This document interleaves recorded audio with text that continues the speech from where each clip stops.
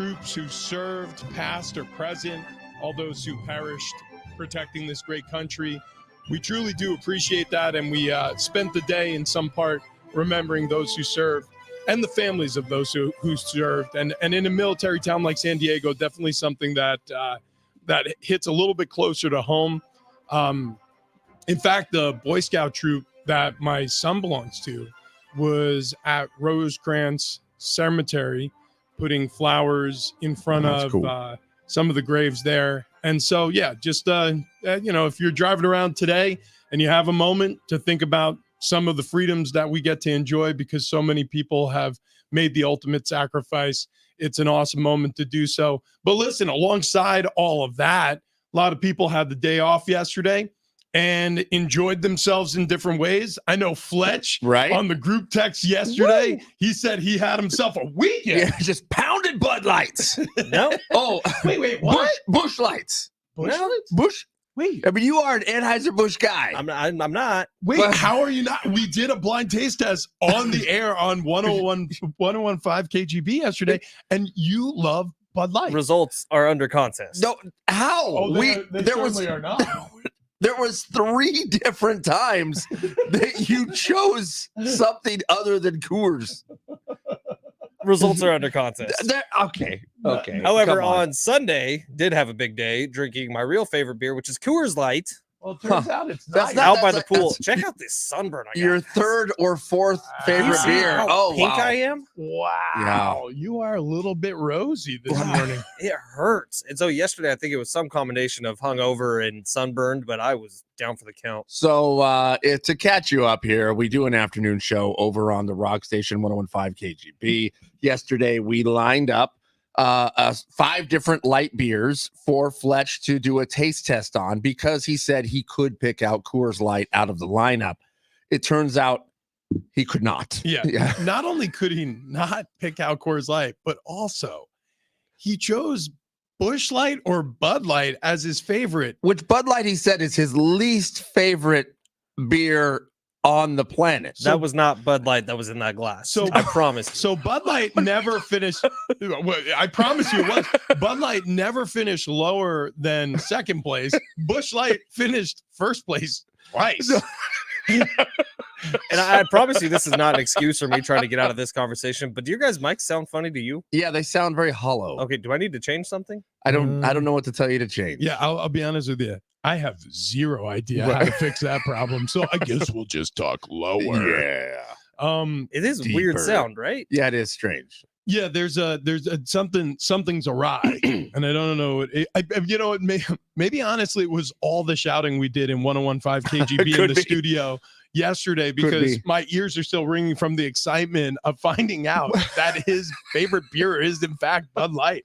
What was crazy was the thing that Fletch is contesting is the fact that the first round of him trying to pick which beer was Coors Light, I was like, put them in order of what tastes the most like Coors Light to what you like the least.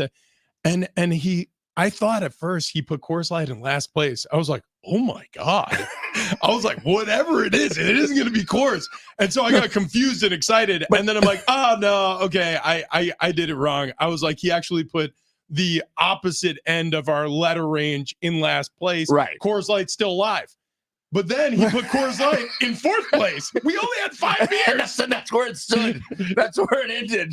I mean, Coors Light, fourth place. Coors And Light I was told you guys going into this that would have zero consequence on the rest of my life. And I stand by that But why would you drink a beer that you like fourth best? because I don't. I like it first best. It is the favorite. how is that possible? It is. It's my brain. Get out of it.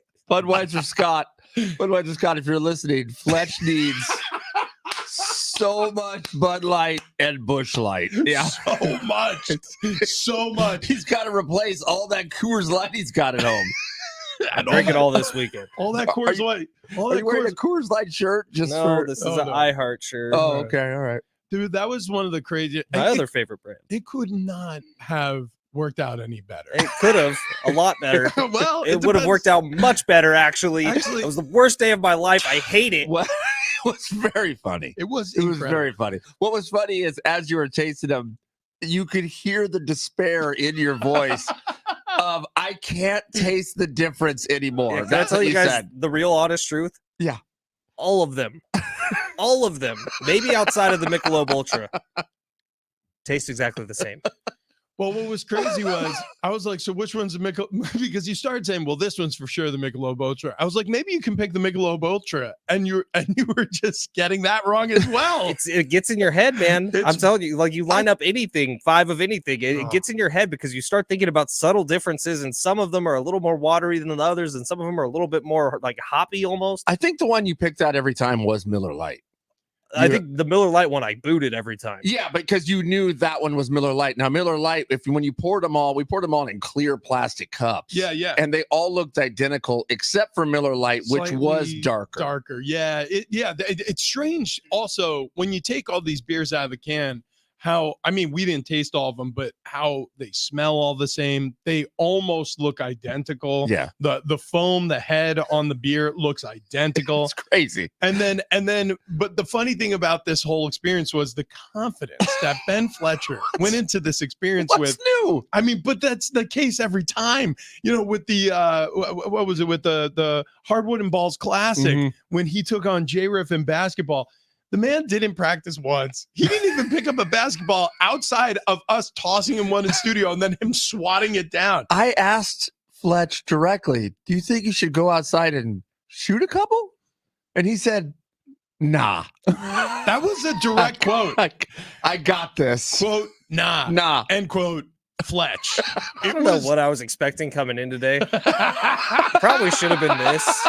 You got a sunburn. You got a new beer. I don't feel good. Well, I will say this. You look great. Thank you. Yeah. I'm walking now. And I do. The scooter's at home. I do appreciate how quickly his physical therapy is going. Wow. I did notice that there was no scooter. He's got crutches, but I don't see him using them all that often. I'm supposed to use them all the time. I haven't seen you move around at all. So in that case, I'm going to say Fletch is using him all the time. If you're listening, physical therapist. Yeah, he's really paying attention to those rules. So listen, a lot of fun here. I know that I enjoyed Memorial Day. I know that a lot of people found different ways to enjoy Congrats, Memorial Day. Jim Russell and Aaron, the Russells. That's right. A beautiful wedding that we did not get invited to. We did not get invited to that. Weird. I did see photos of Darren and Marty there. I tell you what, Darren Smith looked good in a suit. You did? Yeah. Well, come on. I don't know if I've ever seen him in a suit. Martha looked lovely in Marty her looked gown. beautiful. Yep. Jim's wife looked beautiful. Jim looked okay. By the way, Brent Spurry looked awesome. Okay. There were a lot of people who looked awesome, looked like they were having a great time. John Schaefer was the officiant of the wedding. Brent was there? Brent was there. Oh, yeah. We were not. Wow. Yeah. Wow. Hey, what would Brent's toast have been? Yeah, this one's Jim. He's a 49ers fan, so I guess we'll just have to give him a pass for that. But other than that, he's a pretty okay guy, I guess. Anyways, Aaron, you look lovely. Here. Dude, I'm going to Wisconsin this summer. I'm going to seek out Brent Sperry's family. I just want to talk to his mom and dad. Oh, Great if they were all identical. Yep. Nothing would make me happier. Nothing would make me happier. Wow, I'm bummed that we didn't get to go to the wedding though, because Tony Conjo was also at a wedding. I've never seen more people at a wedding in my life. Tony, was that Jim's wedding? No, just at different wedding. Did you not see the photos in the group text? He was busy. No. Okay. He was busy drinking. I didn't look at my phone. You're drinking Bud Light, Busch Light? Yeah. Who's that? Just slamming Busch Light. Yeah, at Chaldean Weddings, which is the faith that Tony celebrates with his family. Every wedding is like a gala of hundreds and hundreds and hundreds of people, to the point where they have fireworks displays as the bride and groom are making entrances. I think they have to have their weddings at Gallagher Square for the. Make sure there's Jordan Davison coming up next at Chaldean Wedding. We got tickets to Chaldean Wedding. Oh, that looks awesome. Yeah. Wow. Oh, dude, it's crazy. Oh, dude, it was insane. But we didn't get invited to either, and we love weddings. Well, we're gonna crash one of these pretty soon. You guys want to come to the one I'm going to in a couple weeks? Where is it? It's up in like Napa Valley area, Sonoma. I like the San Diego ones where we can drive to them. Exactly. I want to go home right afterwards. I'm staying in an Airstream if that makes a difference. Like you guys come crash the Airstream with me and Kendall, dude. That does make it sound better. There was a dude I knew who bought an Airstream. He redid the whole thing, not to camp in, was a bowling lane. He's living his best life. There it is. That's pretty how sweet. That's how It was life short, is, but it was cool. That's how life's supposed to be done. Take an Airstream, turn it into a bowling alley. So listen, I think we all had a fun weekend. I think we're also diverting from the main path, the worn groove here that we speak about a lot this time of year. And it's the Padres for obvious reasons. Baseball season's going on. We're nearing the trade deadline. We're kind of not there yet, but conversations are starting to happen about what teams need as we head there. And we'll get to that with the Pods. But first, let's just address the elephant in the room. This team is so characteristically bad and good, depending on what day you turn on the television, that it is 100% the identity. This is a 500 baseball team. This is what they look like. Not right now. They're one tick watch over. your mouth. They are one tick over. But Let's go, Padres.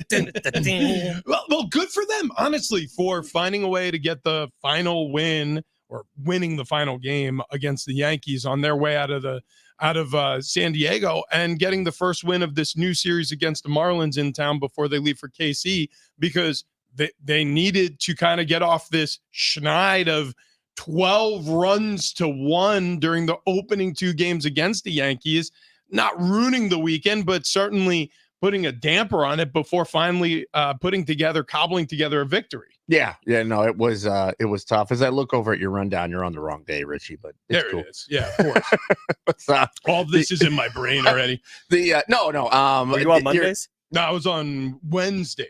Yeah, neither of those days. Yeah, so no, I mean you are exactly correct. Now, the Padres, who on Sunday all of a sudden look like a team that has it together, Friday and Saturday didn't look like so much. And I think we said that on Friday of this is going to be a team that when they're done with this Yankee series, they're going to be sitting at 500 because that's what they do. That's what we have come to expect from this Padre team. And that's exactly where they were, sitting at 500 until yesterday. Now, Padre positive, they beat a bad team.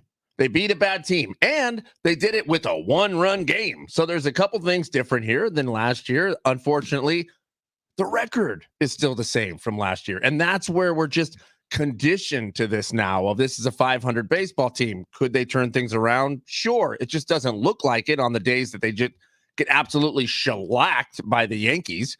So 2 days of just a beatdown. Now, there's a chance I'm going to sound a little bit like a jerk when I say this about the Padres. go ahead. But if you guys want a Padres positive, maybe the biggest Padres positive for me, and it's throughout all of Major League Baseball this year, these games are flying by. Like, it is no longer a commitment to sit down and watch a Padres game. Yesterday, I turned on the game at first pitch or whatever, and then kind of took a little nap, fell asleep for a while. And I woke up, and I didn't feel like I was asleep that long, and it was the 7th inning. Like, these games are flying by, and they're all, like, under 3 hours for the most part. If anything, it's like 3 hours and 15 minutes on the long end. The pitch clock is here, and it's been here for a couple of years now, and it is working because these games are all flying by. Yeah, I like the pacing of it. I think it feels right. It feels a lot better to me. See, we had like an 18-second inning in a White Sox game. It was No, a I didn't see 3-pitch that. inning, but the pitcher was working so quickly that it was a line drive, it was a ground ball base hit, and then a double play. It was boom, 3 pitches done. Wow. Yeah. I did not see that. That's pretty incredible. The thing that's interesting about being a Padre fan is you see them lose twice against the Yankees where it isn't even close. I mean, they don't look good. They can't get any offense going. They can't get anything going at all. And it was, by the way, Marine Layer didn't affect Aaron Judge so much. Yeah. He had 3 homers. He had 3 while he series? was here. Yeah. One of them was like 450 feet. Yeah. Did he get a hold of that Yeah. one? And there was one game where Juan Soto, Giancarlo Stanton, and Aaron Judge all 3 hit homers. That was Friday night. I believe they did that like before the 3rd. So, Well, listen, I know it's a different sport, but when I was with the Chargers, we had a year where we were 5-8 by week 13. Okay. And we had we finished the season with a 9-win or 9-7 record. Back then it was 16 games. So it can happen where this team can turn it on late. You know what I mean? Like, just because they are this way now doesn't mean that they'll be this way the whole season. The problem is when you're going through these dog digs, and we're in them. You know, I mean, we just passed over the unofficial kickoff to summer. So it is officially the dog days of summer. Even if we exist here, kind of floundering around a 500 record with the Padres and experiencing the ups and the downs and the topsy-turvy nature of this team for the next 2 months. If the Padres come the end of the summer, heading into the fall, turn on the afterburners, just like that Chargers team I was a part of, you win 4 games in a row, all of a sudden you're a wild card, and all of a sudden you can win a game in the postseason, and now you're a contender. So that's where we're at with the Padres. They're floundering around a 500 series. Will they find a way to turn it on at some point?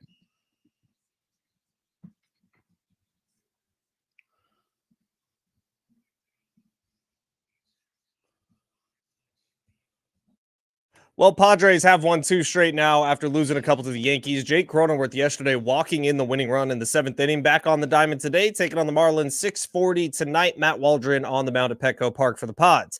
Boston Celtics going to represent the Eastern Conference in the NBA Finals after sweeping the Pacers in 4 games. The Dallas Mavericks, they have an opportunity to wrap up the Western Conference Finals tonight. They got a 3-0 lead over the Timberwolves. 5:30 tip-off tonight in Dallas. And local legend from Helix High, UCLA, all over the NBA, Bill Walton has passed away at the age of 71 after a battle with cancer. Walton was a champion in college, the pros, and on every pothole-ridden bike trail that he ran all over San Diego. Bill Walton, a great man, passes away at the age of 71. Mm-hmm. Yeah. Sad story there. Lost his battle to cancer. Great man, great broadcaster, great basketball player. But all of those things really pale in comparison to the person and the personality. Bill Walton was, I guess now, one of my favorite people to talk to personally, but also to hear on television. You know, you would have a straight man play-by-play announcer, you know, and I'll borrow like the Boston Celtics from last night, where it's like, you know, Jason Tatum at the top of the key, he shoots, he misses, rebounded by Indiana, and then Bill Walton is going, you know, the sequoias in the national forest here in California, they stand a stately 100 feet tall. That reminds me of a Grateful Dead concert I went to 25 years ago. I mean, and so he would go through these diatribes where you're like, where are we right now? And he would be talking about a nature hike that he took, and he would tie it back to the basketball game or the mentality of the coach or humanity overall. And meanwhile, the play-by-play announcer who's working with him would just sprinkle in what exactly is happening during the game. And it was my favorite brand of basketball to watch. In fact, I would seek out Bill Walton broadcasts throughout the course of the college basketball season just to hear his voice. I have a couple Bill Walton stories. 2 of them have to do with me being in this seat right here and him calling into different shows. When Steve Hartman and I were doing the mornings solo for a while during COVID, during kind of the weird times, Bill came on the show a couple times, and Bill Walton and John Miller, the excellent baseball play-by-play voice, he's been with the Giants and all over the place, are the 2 guys that it's impossible for me to get on a radio show because they won't stop talking to me while I'm in the production.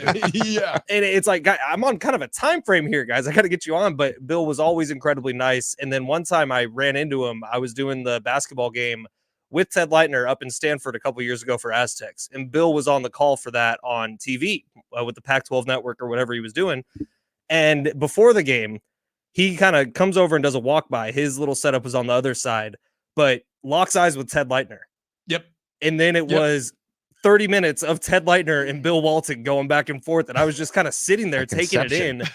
Yeah. And it was one of the coolest conversations ever. I don't think either of the 2 knew what the hell they were talking about. It was going on such a winding road that had nothing to do with basketball. Do you want but to it was awesome. A baseball game that I went to and did not watch a single second of? I couldn't even tell you who the Padres were playing. I was invited to, unfortunately now passed as well, Peter Seidler's box for a Padres game. And I was sitting with Ted Leitner and Bill Walton, same thing.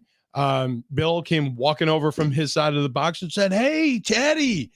And we sat down and the 3 of us had a conversation. I think I said 11 words total, if that. And the 2 of them, it was story after story after story. And I was sitting directly next to Ted. I changed my seat to sit in front of the two of them with my back to the ball field. And I was just listening to this conversation, this meeting of minds. Nobody saw a score. Nobody saw a run. Nobody cared because they were just so enthralled in storytelling. And that's what Bill Walton was. He was a great storyteller. And he was a San Diegan through and through.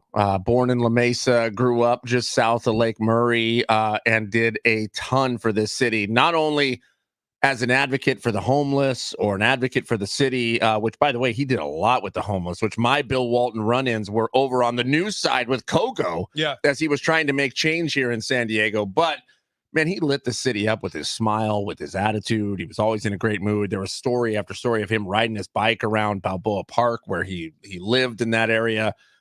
He was loved, and he will forever be loved here in San Diego. I paused the TV on ESPN. They're doing a tribute, and it's Bill Walton doing his color analyst responsibilities, and everyone else is in a suit. Not Bill Walton. Tie-dye t-shirt. Yeah. And it kind of became one of his signatures. Awesome dude. If you want to read a really, really great article, Bryce Miller in the Union Tribune wrote, it's not a super long article, but it's just a little bit about who Bill Walton was and the different charities he was a part of in San Diego. And when I say charities, that's with an S, because it was literally hundreds of them that Bill Walton was opening up his checkbook and his time to. And Bryce has this great anecdote in there about a 30-minute appearance that Bill Walton was supposed to be at. That 30 minutes turned into 2 hours very quickly. And I think that's just a little bit of who Bill Walton is. It's so crazy when a man's post-career as a broadcaster almost overshadows his accomplishments as an athlete, but they have it up there. 3-time Naismith Award winner while he was a Bruin with UCLA, also won 2 national titles with the Bruins during that time, won 2 MVP champions. He was named the NBA MVP during his time with the Portland Trailblazers. He was a first overall draft pick. He was like a tremendous basketball player. He's a Hall of Famer. He won the biggest of biggest shoo-ins. And then he moved on to this broadcast career, which almost didn't happen because he had a severe stutter that he had to overcome before he was able to broadcast effectively. Bill Walton, rest in peace. You are a buddy to every single person in this city, and we're all better having known him or working with him or just hearing him or being warmed by the glow of a Bill Walton. So raise a glass when you have one to Bill Walton, who passes away at 71. Unfortunately, more sad news, this time out of the world of golf. This PGA Tour golfer, Grayson Murray, who took his own life, really rattled a lot of the golfers on tour. It happened in the middle of the Charles Schwab. We'll get to that story coming up next.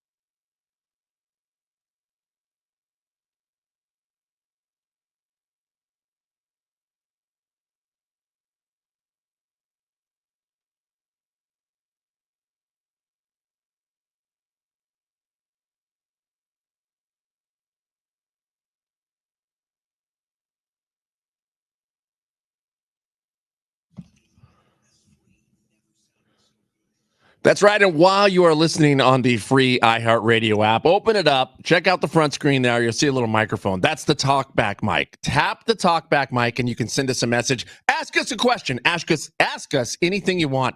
We'll get you on the air here and then answer that question honestly on the free iHeartRadio app. San Diego Sports 760. Have it your way.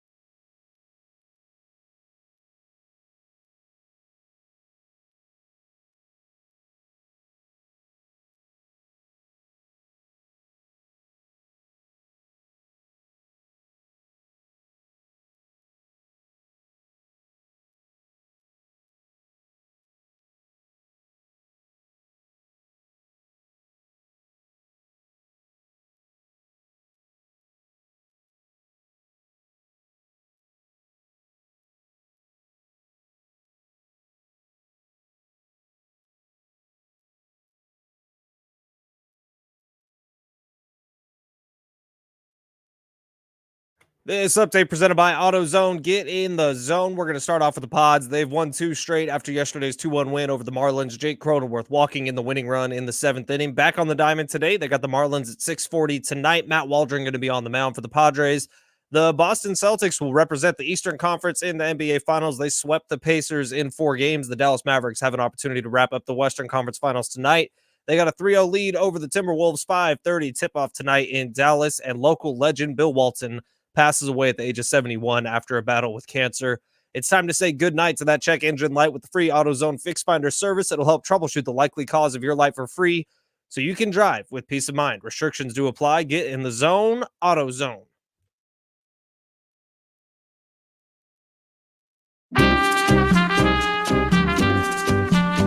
Bigger CD and Fletch, San Diego Sports 760, rolling through a Tuesday. We have a 4-pack of tickets to see the All Blacks taking on the Flying Fijians. Rich, I want to give a copy on this. Can you put some of your talking points in from the libraries? Yeah, sure. So they're playing on July 19th.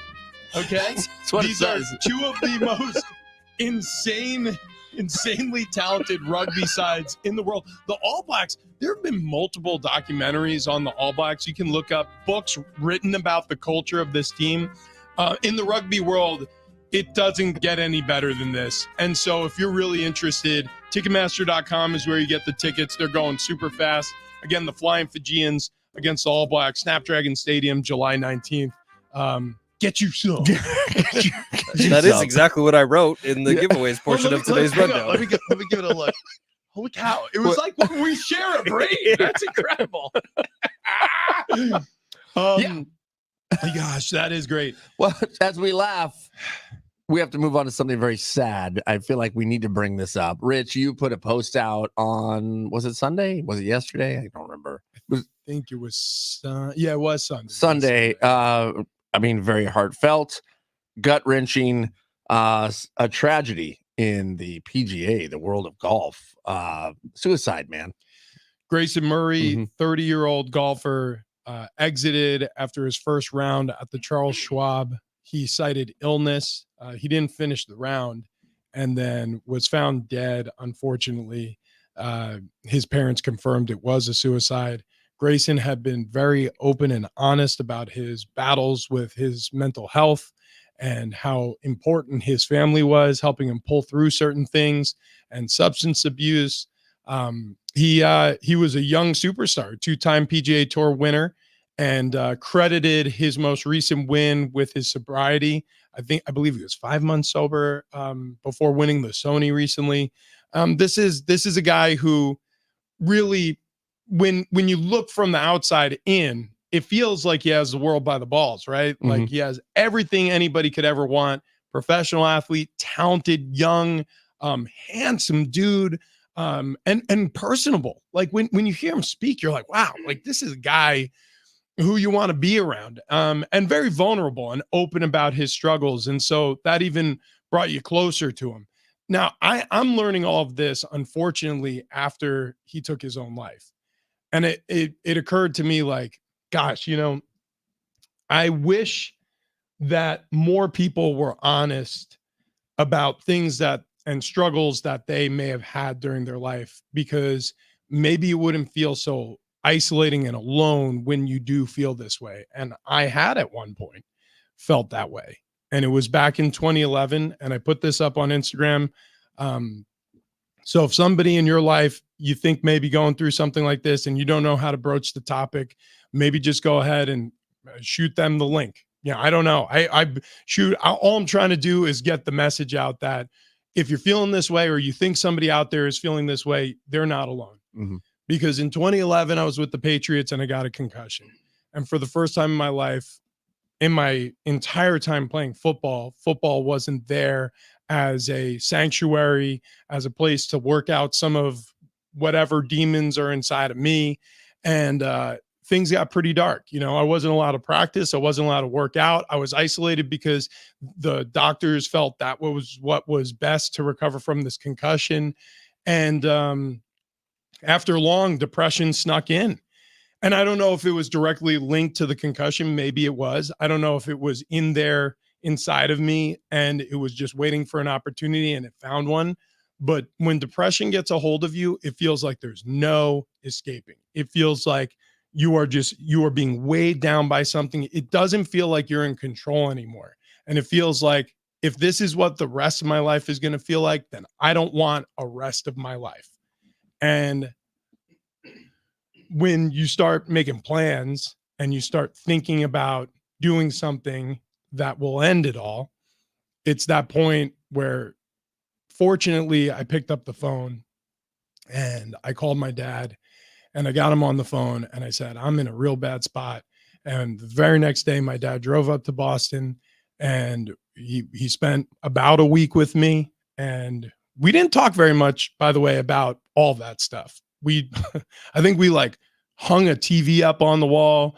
We watched a lot of sports together. We just did stuff that we would normally do together, but I needed company. I didn't want to be alone. And then Annie was getting back from a trip. And so it kind of felt like a changing of the guards there.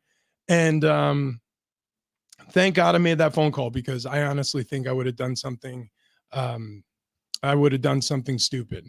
And I say stupid, and I'm not trying to diminish anybody's struggle or what these choices lead to, but because I would have never gotten to enjoy friendships that I've gotten to enjoy as a result of being here. I would have never met my two beautiful children, Ty and Bash, who are 8 and 5. And I love my life. I enjoy my friends. I enjoy my profession. And this story is such a tragedy, not only because it's such a young man and such a talented man, but because I feel like maybe if more people were open and honest about their struggles, because I know it's more than just me and it's more than just Grayson, maybe it wouldn't feel so lonely when you're going through something like this. So check on your people. Make sure that if you feel it in your gut that something's off, you're just a phone call away. Knock on someone's door. Ask somebody how they're doing today, who you may have some concerns about. Tell people you love them, And if you're going through something right now, you are not alone. There's been many people who felt that way before, and there is a way through it. And make a call, make a phone call, shoot a text message, get some help, because trust me, there's more on the other side, and it gets better. So that's, I don't know. This one hit really close to home, and I just wanted to share that with people. No, we get it, man. And we love you, Richie. We're happy you made that phone call as well. And sometimes it's just getting your mind off of something different, off of the darkness, hanging a TV, having a chat about nothing, that all of a sudden puts a little pinhole of light in the dark tunnel that you've been in. Because that dark tunnel, you may not see a light at the end of it. And I'm assuming that's where Grayson Murray was, the weight of everything upon him. The problem is, as a society, as a culture, we have made mental illness almost embarrassing. And that's why I think people don't want to talk about it. We all go through things, maybe not to this point. But look, I think we've all experienced some kind of darkness in our life. Richie, you were down at the bottom, probably feeling the same type of feelings that Grayson Murray was. So it is tragic. It is awful. I stand by you. Everything you say there, man. Reach out to your people. If you feel that there's something off, make the phone call. What's the worst that's going to happen? They're going to say, no, nothing's wrong. And even if there is, and they don't want to say it, I promise you making that phone call makes a world of difference.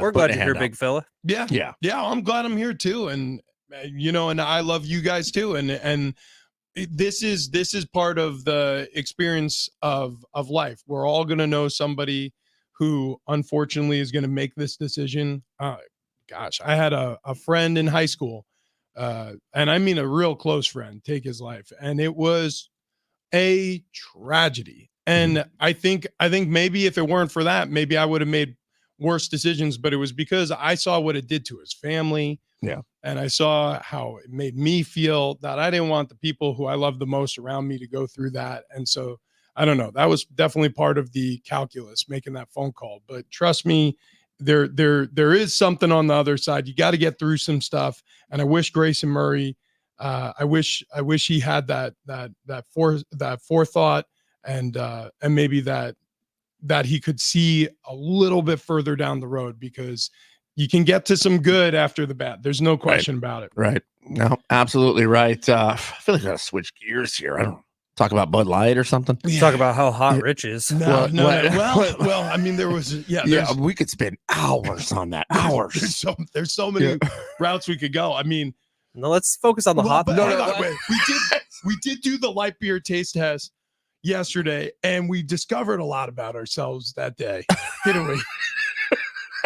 No. It has zero impact on the rest of my life. I mean, I discovered something very new about Ben Fletcher, which was he doesn't like Coors. He doesn't like Coors. No. But Coors Light, not your favorite. I will say, whether you do end up going with Busch Light or Bud Light for the rest of your life, at least it's a light beer. And with Wayne and Chloe, our friends over at sdfatloss.com, I think they would really appreciate that choice, because a light beer means less calories. That's right. If we're going to live our life in the maintenance phase with the 80-20 rule, 80% of the time you got to be on the straight and narrow. And then if you want to take that 20% departure where you're enjoying life, maybe pull up like a Busch Light. Ice cold Busch Light. Yeah. But in all seriousness, Fletch has been doing He's so upset. He's not happy. Look, you look good in blue though. Yeah. Well, yeah. So just saying. Bud Light. Sure. Maybe if we bought you one, would you wear it? I can't believe that's crazy. That is your favorite beer. Huh. Okay. Well, listen, Fletch does look, fantastic. If you saw the pictures of him right at the end of last summer, right before the fall, right before we met Wayne and Chloe with sdfatloss.com, he was like nearing 280 pounds. And now he's in the 240s. He is. Wow. You're in the 230s? Oh, that's You right. hit the 230s? Oh my gosh. So wow. Fletch has gone from 278 and he's into the 230s now. I'm in the 270s after being 308 pounds when we first talked to Wayne and Chloe at sdfatloss.com. And then TD over here, he's dropped over 30 pounds as well. So we are living proof that this program works. The weight loss is fast. The weight loss is natural. You're not going to be taking, pills or, having injections done. You're not going to be on some weird diet plan where people are shipping you meals to your house or drinking weird protein shakes. It's all done the natural way with sdfatloss.com. And if you call them up right now, right on the shoulder month of summer, right? We're here. It's the end of May. Summer's coming. You're going to be putting on that swimsuit soon. If you call them right now and you mention Big Rich, TD, and Fletch at sdfatloss.com, you can save $200 on your subscription. So why wait? Do it now. That's sdfatloss.com.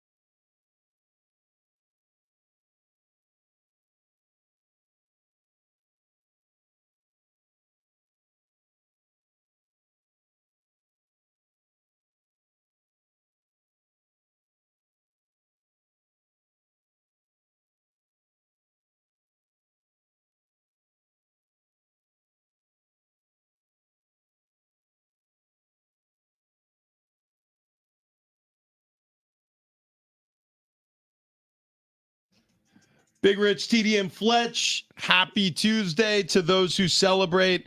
So we move on from some really sad news out of golf to some really interesting news out of boxing. So as many people are aware, and if you're not aware, it's coming up very soon.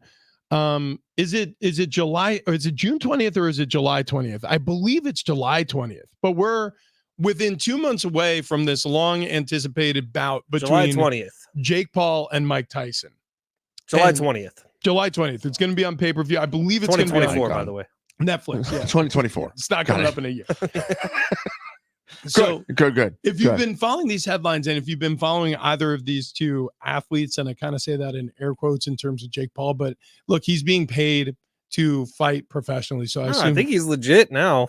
It's like, I think he's kind of put to bed some of the haters. Now, who knows how rigged all these fights are that he's been winning, but Jake Paul, he looks like an athlete. He hits hard. Now it's just, is this fight actually going to happen? Because there's some more serious things going on. do you look at him as a serious fighter? I do. Yeah. Wow. How can you not? Because he's Jake Paul. I'm kind of hung up on it. I would look at him as a real fighter if he really fought of a fighter of similar age who's an up-and-comer also. Like he hasn't done that yet. He's been fighting guys with replaced hips, literally. Promotional fights. Or wrestlers. Like Right. this has been all exhibitions. Now, this is a true bout, but this is going against somebody who's 30 years his senior, and Mike Tyson, who had a health scare on a flight. So Mike Tyson was traveling and I mean, like, had to be taken off a plane and receive emergency medical care as a result of a mid-flight incident. And then Jake Paul, I mean, as if it were scripted, is almost referring to this as an excuse. Right. Now, apparently the medical incident was an ulcer. So An ulcer flare-up. An ulcer flare-up. So Mike Tyson, I guess, has ulcers. He became nauseous and dizzy due to an ulcer flare-up 30 minutes before landing. He is appreciative to the medical staff who were there to help him. That's from Mike Tyson's team. What is an ulcer? An ulcer is like, it's a hole that gets burnt in either in your stomach or your intestines. How do you get them? You get them because the lining of your stomach or your intestine gets inflamed as a result of the acids in your stomach, and it thins the lining to the point where sometimes it can actually leak out into the rest of your body, and that's a real big problem. But it's like an irritation of the lining of your stomach. Right, but you don't just get it from eating like normal food or something, do you? Well, I think, food can have something to do with it. Genetics has something to do with it. I know, like, if stress can cause things to, your stomach acid to change in some manner, so that causes problems. But yeah, I mean, I'm sure there's someone out there who has ulcers going, no, guys, this is how it works. But to my knowledge, that's how this goes down, which I'm sure is very uncomfortable. Yeah. I mean, if you're in enough pain and you're as public a figure as Mike Tyson, that you're going to make the flight staff aware of a medical emergency you're having and then receive care after a flight. It's fair to consider that serious, and they took it seriously. Now, Jake Paul afterwards took to Twitter, and he was talking about how people have to make things up and nothing changes and all these things. But here's the deal. However the promotional part of this fight goes, the only thing that matters, the only thing I'm interested in is Tyson during that fight.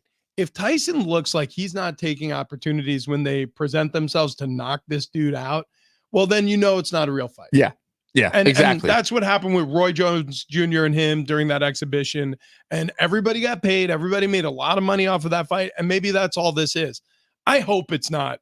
Because it's a real sanctioned fight in the state of Texas. It's going to have an effect on Mike Tyson's record overall. And if you're watching them, their promotional videos of them warming up and getting ready for this fight, Mike Tyson looks like he hits about 7,000 times harder than Jake Paul. I mean, it's like a freight train at the end of his fist. Have we seen yet how much it's going to cost?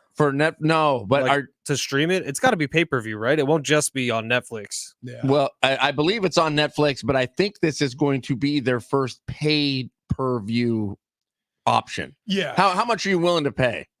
If I'm sitting with a group of guys like this one right in front of me and we're splitting it 3 ways, I'd be down to throw like 40 a person. I don't know about much more than that. Yeah, I feel like I mean, at home by myself, I would drop $100. Yeah, so I think it'll be I'm not going to around. pay 120 by myself to watch this. I think- I'll find a different way to watch it.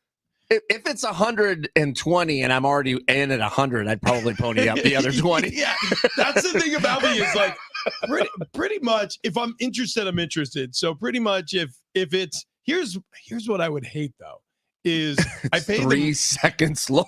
I pay the money and either Mike Tyson does what Mike Tyson does and just ends this guy in the first round within 30 seconds, or if this isn't really a fight, Yeah, and they're just kind of patty caking around the ring. that's the only part that would make me out on this. If Mike Tyson does what Mike Tyson does and knocks this dude out in 30 seconds, I'm still in. It's still great for me. But if it's not a real fight, Yeah. whew, Yeah. man, you better tiptoe, Netflix. I just like this weekend in UFC. It's a fantastic card. You got Islam and Poirier, Sean Strickland, Paulo Costa, and then later in the month it's Conor McGregor. I feel like in He's the back. fighting world, like we have a lot more interesting things coming up a lot quicker than this. I'm And not- Mike Tyson. I'm not blaming you for feeling that way. A lot of people have gotten off of boxing and they're way more into mixed martial arts now these days. And for good reason. Dana White and the UFC has done a great job promoting themselves and all those things. But I will say this, Mike Tyson does cut through, especially with an older generation. I'm nearing 40, TD's in his mid 40s. Like we grew up in the wheelhouse of the Mike Tyson era. We got to see those fights against Riddick Bowe and Evander Holyfield. We got to see them live. Like those fights leading up to his title contention were insane. He was the fastest newcomer on the scene at the heavyweight class. He was literally lifting people off the ground with that uppercut and rendering them unconscious. And you were just like, oh my God, he's going to kill somebody out there. He was a monster. He was unlike any person I had ever seen in the athletic world, let alone boxing. I mean, this dude was just an absolute machine. And there were times you went, is this guy human? Yeah. I mean, it's incredible. It Not felt confirmed, but being reported. Do you know how much Mike Tyson's going to make on this? If you had a guess. I'm going to guess 50 mil. I was going to say $100 million. Well, the number I'm seeing is 20, but Oh, wow. I'm way off. that felt like a lot to me. Wow. So 20 million just for the fight? Yes. Wow. That's well, it's a big purse, especially now. Like not even dependent on whether he wins or not. Yeah.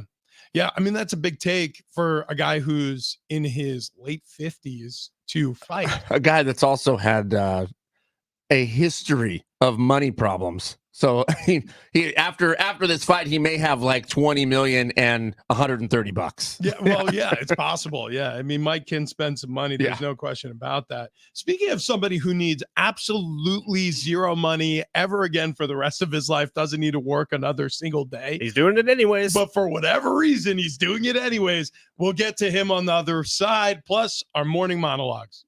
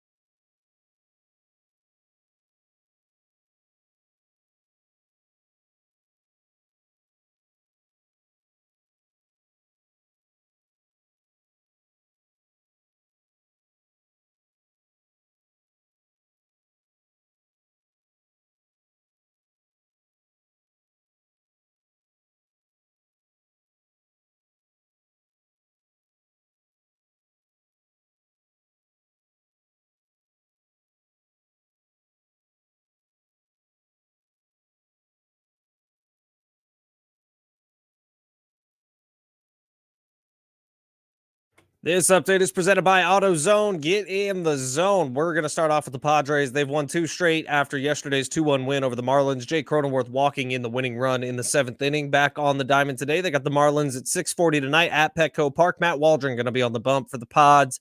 The Boston Celtics, they're going to represent the Eastern Conference in the NBA Finals. They swept the Pacers in 4 games. The Dallas Mavericks have an opportunity to wrap up the Western Conference Finals tonight. They got a 3-0 lead over the T-Wolves. 5:30 tip-off tonight in Dallas.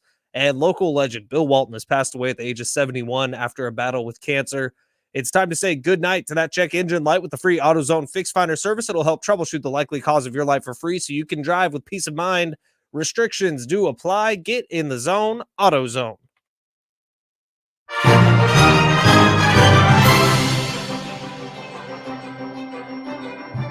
Happy Tuesday to those who celebrate. Big Rich, TD, and Fletch with you. San Diego Sports 760. So we were discussing a very rich man who doesn't need to work any longer, who, for whatever reason, is going to continue his pursuit for greatness, I guess. I mean, he's already great enough. He's won how many Super Bowls? Is it 7? 7. 7 Super Bowls. Went to 10 of them. He lost 3. I mean, that's kind of weak. I mean, yeah, that is super weak. Super weak. 2 to Eli Manning. Yeah. 1 to Nick Foles. I know. Come on. Loser. Although he does have the greatest nickname in all of sports, Nick Foles does, for good reason, by the way. Jeez. Shouldn't that nickname go to Will Levis? Well, yeah. I mean, Well, yeah. tell you what. Yeah, we did see some things. Which reminds me, I forgot that was this weekend. you know, the cans of Pringles are cool, but your hand gets stuck in them. Anyways, moving back on to the GOAT. Tom Brady. Is he still with his girlfriend, by the way? No, he's No. not. They broke up. Dumb move. Yeah, for her. Well, maybe for both. Well, I don't know. I mean, I don't know. Go to Twitter and search Will Levis. That's probably all you have to search right now. All lowercase Yeah, letters. all lowercase. Yeah, holy smokes. Yeah. I'll tell you Or right. maybe don't. You know, or don't. there's or the don't. warning. No, not at work. Oh, definitely Yeah, not at not work. work. Don't do it at No. work. Actually, Don't do it at work. I'm going to do that right now. No, Let's see. I don't Just to think you see need what to. happens. Go to x.com. It's iHeart's Wi-Fi you're on, bro. Yeah, that's fine. They've seen worse than me just typing in Will Levis, all lowercase. Right. This is for show The content. response from Titans fans to that being out there is Oh, my hilarious. God. Literally the first video that popped up on my feed. Like, Titans fans are so stoked that he's their quarterback now Yeah. after kind of waffling on it for about a year and a half. Jeez. That is literally the first video that pops up. I'm getting a lot of different items here. I mean, it doesn't have anything to do with Will Levis. I will say this. What I was looking at Oh, has God. everything to do with Will Levis. Anyways, this isn't about Will Levis. It's about a different quarterback, not about a quarterback who's starting his career in pornography.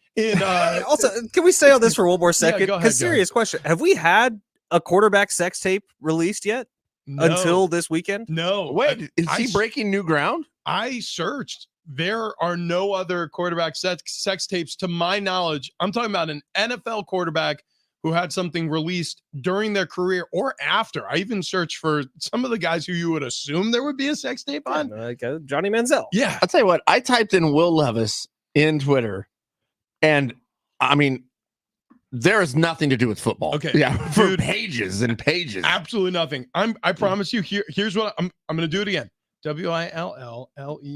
Willlevis. That's how you spell his name. Right? Levis, yeah. Okay, Like done. Levi's. Okay, this is the very first thing that popped up after searching that, Fletch. Here, give that a look. See. Yep. Yep, that's her. Nah, when you sent it to us this weekend, I saw it. Yep. Yes, I did. And Kendall looked over and was like, what the hell are you looking at? Nothing. Sports. Sports. Have you ever No, listened to John Mellencamp? Kendall, this is a quarterback. Wait, did you see there was 2 videos? Oh, Did you see them both? Okay. Oh, He yeah. sent them both to us. Oh, yeah, And that's you're- right. And you're welcome. by the Yeah. way. Thank you. It's like 6:30 a.m. Yeah. I woke up to Fletch's text message where he goes, hey, by the way, I think Will Levis has a sex tape. I'm like, I'm on it. There were tweets about it was from a Titans fan page that I follow on Twitter for some reason, and they were like waking up to see my quarterback one doing quarterback one things. And I was like, what's that? I'm curious. Oh my god. Oh my God. Twisters. Anyways, So Tom This is Brady. an MMA fight, bro. you cannot do that. Tom Brady. Twist it. Tom Brady is getting paid. He's getting paid. Yeah. He's getting paid now by Fox. He's going to be a broadcaster. So this is coming up this season. This is coming really quick. It's going to be Greg Olson's job. He's going to replace him. Didn't Greg Olson just win an Emmy for the job that he did a year ago? He did an excellent job as a color analyst. And I've interviewed Greg Olson many, many times on the Fox Sports Radio Sunday show that I do. And I'm going to be honest with you. For my money, and I've worked with Fox on Sundays for years and years and years. And I've interviewed Troy Aikman. I've interviewed all of them. Greg Olson is really good at this. I love watching his games. Like, I think he does a fantastic job with Kevin Burkhardt. They were the Fox #1 team, and Greg Olson deservedly had that spot. And Greg Olson, after 2 years of seasoning, was it 2 or maybe 3? 3. He's out of that. Well, he's going to be in the second chair now. Yeah. Well, Tom Brady came a knocking. Yeah. So But will Tom Brady be as good as Greg Olson? Don't matter. It doesn't matter, unfortunately, because here's the deal. Okay.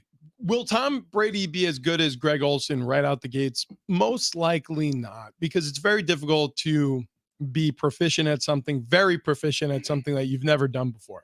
But do I believe that Tom Brady will work his ass off and try to become the greatest broadcaster of all time? There's no question in my mind. I don't think he does anything half-hearted. And I think he gave this a lot of thought over the past 2 years, whether or not it's something he actually wants to do. And I think he probably invested a lot of time working on this craft. So I'm expecting him to have an aptitude for it at first, and I expect him to get better and better because that's what Tom Brady does. Now, what he brings to the table that Greg Olson and frankly nobody else ever can is 7 Super Bowl victories. Being in the locker room of a Super Bowl halftime 10 times throughout his career. Right. Being in an AFC championship game or a conference championship game close to 20 times. It's insane. I mean, it is absolutely insane. I think he's going to be great at it. And I think you're right, Rich. I don't think that that there's been any time off as he's looking at how to do this particular job and figure out how to do it the correct way. And yes, as he's going to have to do it to get better at it. He's going to have to go get reps at it. Now, I bet you he's sitting there practicing. I bet you he's got a booth set up to where he is calling games and getting critiqued. And he said there was a moment in this interview that he did with Colin Cowherd that no, he's out there working his ass off trying to get better at it. Oh yeah. And when a company, a network like Fox is investing this kind of money in you, trust me, they're going to pull out all the stops to make sure this goes as smoothly as possible, which includes probably getting Kevin Burkhardt, who's getting paid handsomely by the network as well, off his butt during the offseason and in a studio somewhere with Tom so he can get live reps or as close as they can get to live reps that nobody will hear. It'll never see the light of day, but the two in the #1 chairs working together on game broadcasts, whether it's over the television or if they're going to go to a live game and they're just going to be dark, right? Yeah. I promise you. I bet you they did that 17, 20 times last season. You know, I wonder if they just do like Madden games.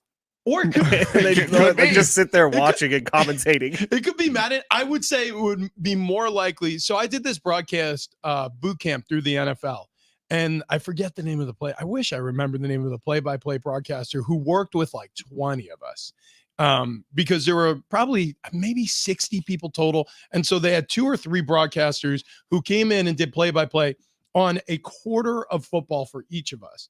And we sat down there in front of monitors and it was like calling a real game. You got used to it not being live and you got used to it over a telecast, relatively quickly. And you had to offer color commentary for this play that this play-by-play voice was setting up and you would go back and forth just like a real game. And so I imagine he did some of that. I imagine maybe the UFL this year, as the new spring league pro football is going on, maybe Fox, they sent them out there. They set it up just like it was going to be a real game where they had production meetings and everything. And they just did a not for air broadcast, like a real broadcast from one of the booths. And then you do it and you go back and listen to it and you dissect it and you say what you did good and what you did wrong. And then what you did good again, build them up, tear them down, build them back up, and then do it again. So I think we all agree Tom's probably going to be pretty good at this and he'll work his ass off even if he sucks at the beginning and then goes off and has a great career. Well, he needs to get better at doing radio interviews because he was on with Colin Cowherd yesterday, and pretty much within the first 15 seconds of this soundbite where Colin's talking about how aggressive and competition-driven Tom Brady has been his whole career, and he asks how that aggression translate to the booth, and Tom drops an S-bomb within the first 15 seconds of it. Take a listen. There are definitely parts to me that are hyper-competitive, and certainly they were as a player and as an athlete. I love that competition. I relish that competition daily. I didn't give a shit. It was practice. If it was a game, if it was ping pong, if we were playing trash ball in the locker room, I wanted to win. There's other parts where I feel like I've matured a little bit, and I don't necessarily have to be absolutely competitive in everything. It's a little more selective. I think if I want to put effort into something, then naturally I'll be more competitive at it because I'll invested a little bit of my time, a little bit of my energy into it. Certainly with a broadcaster, I don't think for me it's about competition. I think for me it's about, did I put everything I could into it, and did I give the fans everything that they tuned in for? Yeah. And that's really how I'll end up gauging myself, and I'll have to look at myself at the end of every Sunday night going, did I do a good enough job?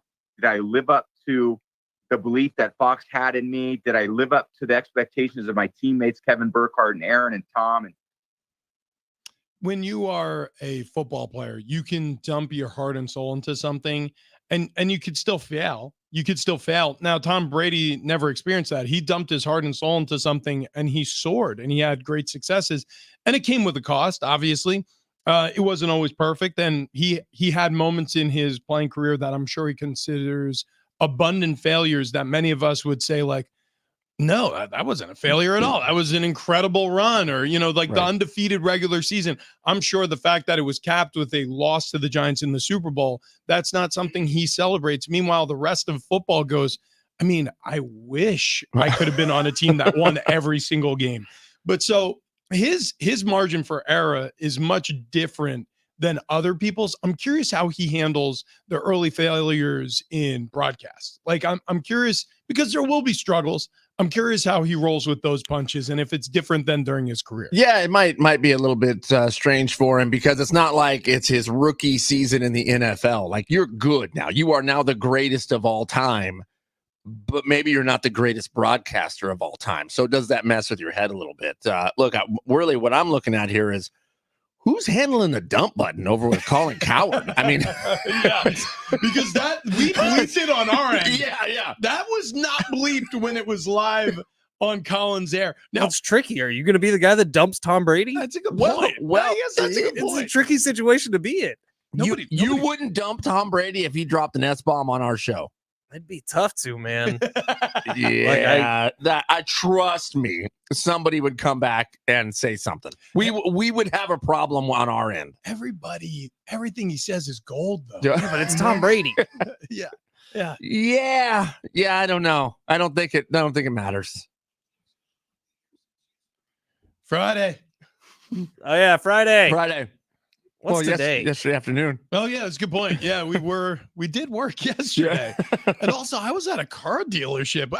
There was a lot of work being done. And also, so I was much asleep. Yeah, you did sleep a lot. You slept in until our little taste test. We'll get into that later. But who wants to go first? Morning monologue. Fletch, you want to go? Well, I do, and I thought about this before, like, today's show happened. In today's show, we've obviously had some touchy subjects, and this is no more so than a very touchy subject. You guys know what happened on May 28th, which is today, but in 2016? May 28th, 2016. I have no idea. That is... Is there another wedding we weren't invited to? No. That is 8 years ago. May 28th. No, it's the death of Harambe. Wow. No kidding. Wow. R.I.P. That did not affect me, apparently, like it affected you. Yeah, I think it affected the world, TD. Did it? 8 years later. Is that 8 years? What's this year? 2024? Yeah. 8 years later, people still talking about Harambe, the courageous gorilla who just had some kid jump into his cage. And I mean, I think saving the kid's life was the correct priority for everyone, but Harambe, gone too soon. Wow. R.I.P. Wow. That was the monologue? That was it. Wow. Yeah. He had all weekend to think about it. Have you been dwelling on this? Yeah, a long weekend. I saw it like 30 minutes ago. Harambe, R.I.P. It is funny when you look Was that around. the Cincinnati Zoo? Is Yeah. that where? Yeah. Oh, You that's look right. around the internet today, and people are like putting up these crazy tributes to Harambe. The gorilla. Elon Musk did. Yeah. Just the think- other day. I do think that there are some people, animal activists, people who are upset by this. Maybe people who even visited the Harambe exhibit were upset about this. And then I think a lot of people are just the fly-by-nighters who think it's funny to put up a gorilla with angel wings on their Twitter profile. People have gotten tattoos of him. Oh, like, dude, it's it's crazy. a lot. He's like a cultural superhero. And the kid's fine, by the way. He was 3 years old when this happened, and he like walked out of the cage fine. Well, Yeah. that's good. I mean, He I'm walked out of the happy- cage fine because they killed Harambe. Yeah, I know what I'm saying. I'm happy that human life was put before Harambe's life. Yeah. If we're being honest I here. think It's known that as the killing of Harambe, not the saving of a child. I know, which is strange Yeah. because it's not like the Cincinnati police or whoever was responsible for taking the gorilla's life was thinking like, you know what?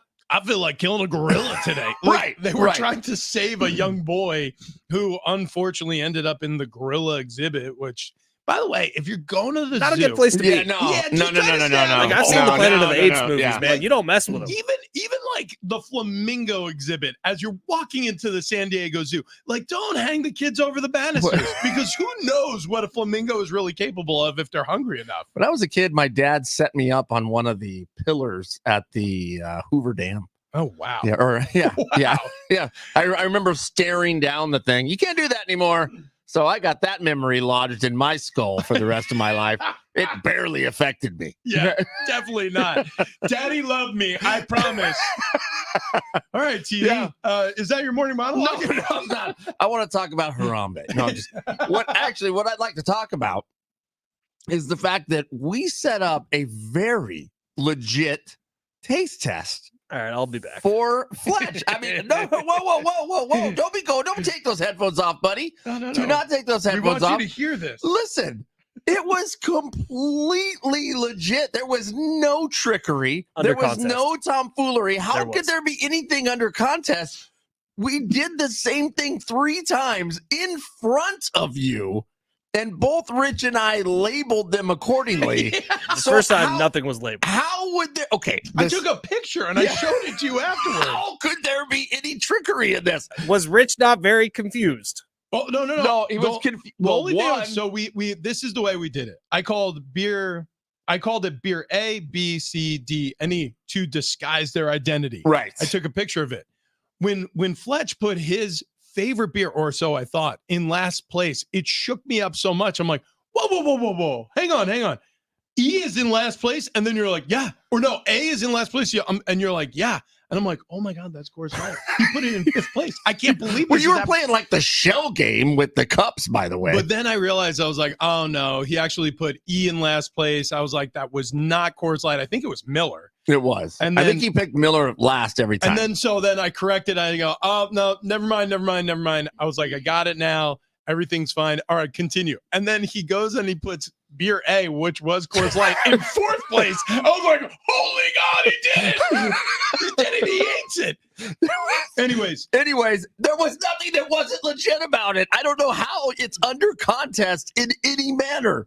It was completely legitimate 3 times. yeah, listen, I hate to say this, but you really don't like Coors Light and you really like Busch and Bud Light, You are an Anheuser-Busch guy through and through. which is cool, man. Yeah. I mean, honestly, Cool. I'll have a Bud Light with you. I got no problem with that. Pour 'em up. Dude, Let's rock and roll. let's have a Busch Yeah. Light. I don't know if I've ever even had a Busch Light. I think I've Pretty had, I think I've Yeah, I know it's your favorite. I've either had I either have 0 Busch Lights or 19. Like there's no in between. I think the last time I had Busch Light was at a frat party. Maybe one was poured up at a sporting event somewhere, but other than that, I don't think I've ever touched a Busch Light. My father-in-law is gonna kill me. My morning oh no. My morning monologue, it actually is going to take us to the world of beer over a Memorial Day weekend. Wow. You know what I realized this weekend? I realized that my favorite type of beer is a draft beer, or Okay. like a beer that's poured into a glass, Like maybe I'm a fancy boy. I don't know. I like a beer out of a glass. But my absolute favorite way to enjoy a beer, like there is no question. I made some ribs this weekend right in front of a grill in a can. Like there is no right. I'm telling you right now, there may be fewer things. There's like 2 other things in life I enjoy more than having an open grill, feeling the heat from something that smells delicious, and sipping on an ice cold beer out of a can with a koozie around it. Oh my God. Do you like the koozie? I love a koozie. I hate the koozies. I love a koozie, especially the thick ones that look like they could almost be pool floaties for like a really small baby. I love those things. Instead of a beer, you have little arms, like little chubby arms hanging over the top. I'll tell you, I'm not a koozie guy most of the time. I wouldn't turn one down, but like when you feel the crispness of that beer. What beer was it? It was a Busch Light. This one was one of those He's that salivating right I now. think Scott dropped off Dank Dust. Oh yeah. Wow, yeah. Does it smell like weed? Yeah, it did. It kind of does have a little bit of a skunky weed smell to it. This studio reeked of weed after we cracked those open. No, that was when Patty the Batty came by. That and his also entire reeked of team weed. was smoking weed. Also when Lucy the Christmas goat came by. Yeah. We've had a lot of weed in this room. We've never partaken. Wink. Anyways, look, the point is, when I was holding that ice cold can in front of that grill, I implore everybody to do this, whether it's sometime this week or it's sometime this weekend coming. It's the summer. It's here. We just had Memorial Day yesterday. Like we're into the summer months. Grill something, crack open an ice cold refrigerator beer, maybe even one that you stick in the freezer for like 30 minutes. Yeah. So would you rather have the ice cold can or pour the beer into a frosted mug? So because frosted mugs are elite. Dude, I mean, you are speaking my language. Like if I'm sitting down to watch a game, frosted mug. But if I'm at the grill for whatever reason, I need it in the can. Yeah, I'm with you on that. Yeah. I'm with you on that. And by the way, in the frosted mug, to me, the golden frosted mug is out of draft. Oh, it's yeah. I mean, not out of the can. So, anyways, that was my weekend in a nutshell. Proud of you. Grilling some ribs. In fact, I'll put that up at Big Rich TD Fletch on Instagram here soon. I got to edit that video, but I have a good video of how to make my famous 3-2-1 ribs. Are you shirtless? I was making a video of myself making a tri-tip yesterday. Turns out I just took a bunch of photos. Let me see the photos though. Those are good photos. I mean, that's a tri-tip. Use a trigger pull injector on that bad boy, or is that the I did meter? not. I did do about a 26-hour marinade on it though, on a tri-tip. And then you cooked it to medium well. I cooked it to about 150 degrees. That is, you what, overcooked 22 degrees too much? You overcooked it. Why would you? No, I did not. 150 No one's gonna eat it in What my would house. you put? Are you 135? What do you do? Yeah, like I'm 132. This way that it cooks up No to way. like a medium rare. No way.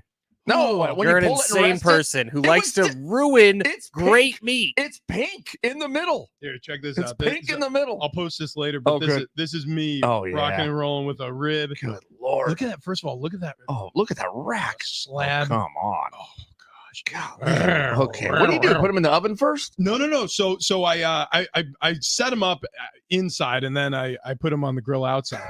But I go smoke. Oh, that's the rub. That's the suckle buster. You bought me that dry rub. That's the suckle buster. Oh my God, it was delicious. It is? Oh my God. It came from Tractor Supply.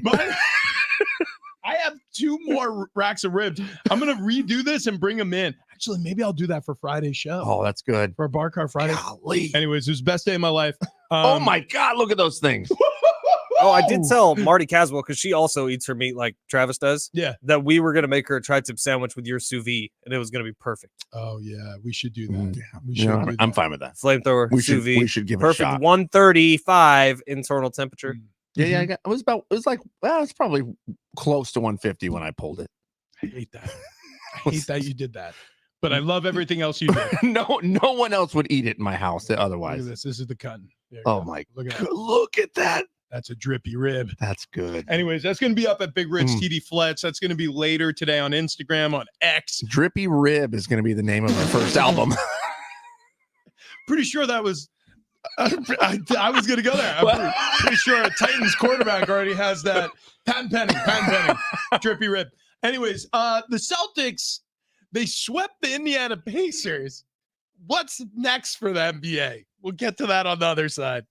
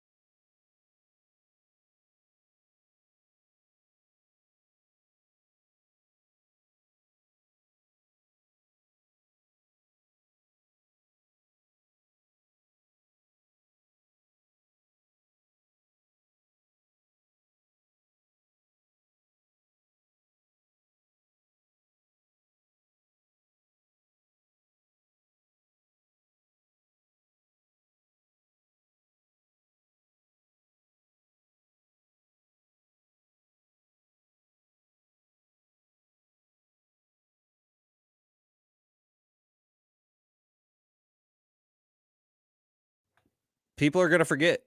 Like it's going to be a week, and I don't know what happens tonight. I'm assuming that Dallas is going to win tonight because that's what everything in the series has told us. Like Anthony Edwards has kind of disappeared, unfortunately, after having this awesome run through the first part of the postseason where he really captured the hearts of America for a little bit. He's disappeared for the large part during this season. Like Kyrie Irving has handled him. And so now you look at what's happening tonight. If Dallas wins this, I have a feeling people are going to just kind of forget and lose interest, and any momentum the NBA had is going to be gone by the time the finals come around.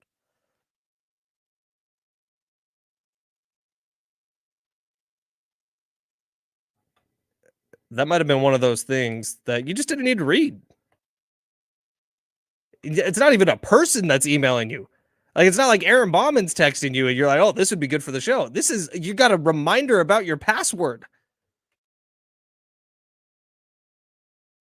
Almost. I'm angered by it. No, because you brought it up.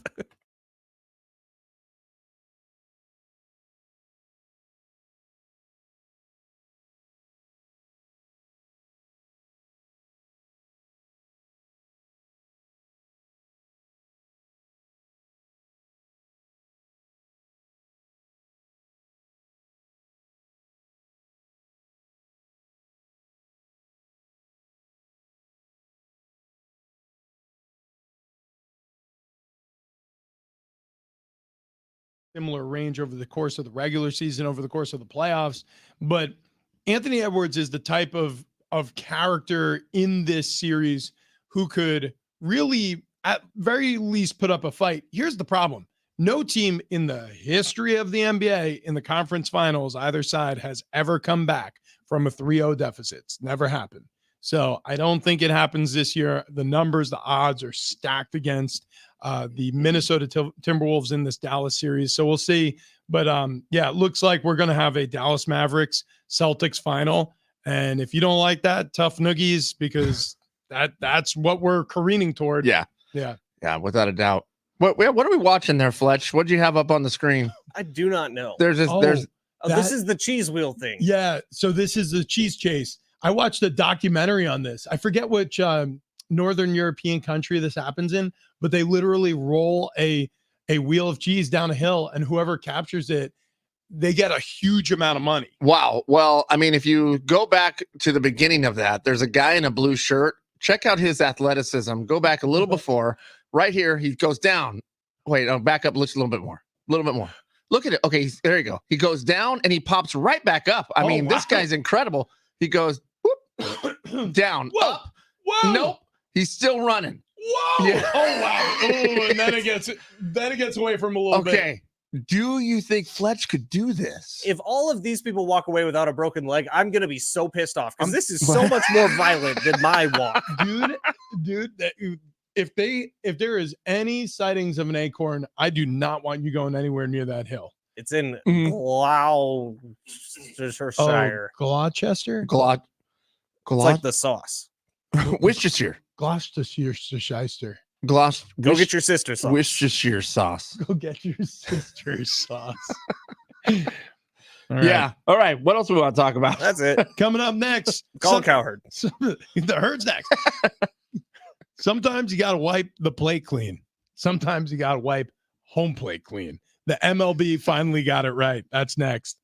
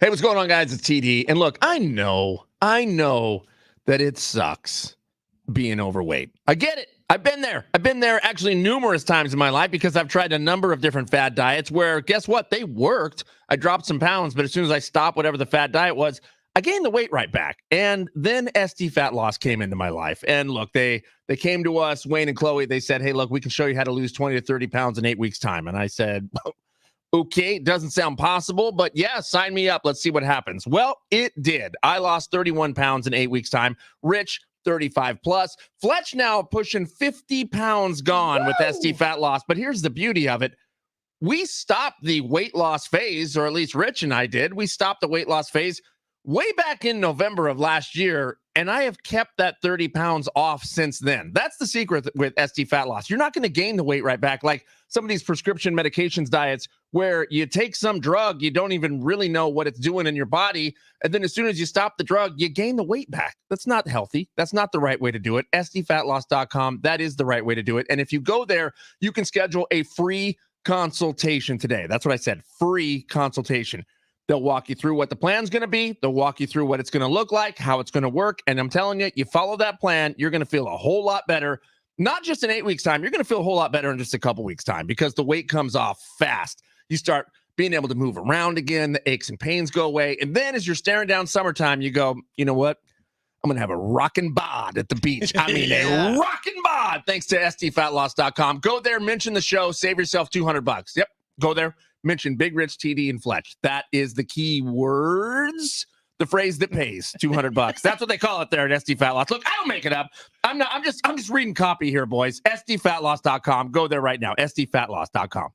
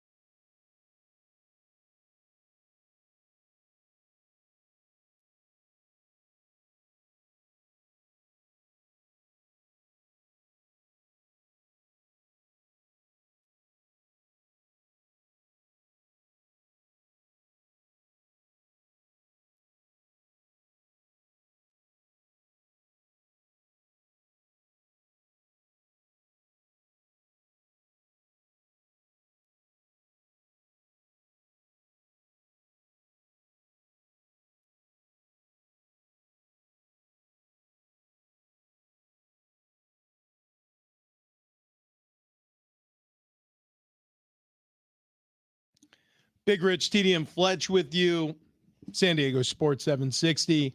So there are times in a career where it becomes very, very obvious it's time to call it quits. You see this with athletes all the time. Shaq down the stretch of his career, we knew he wasn't Shaq anymore. He was a guy, and he admitted to this. He was a guy collecting a paycheck.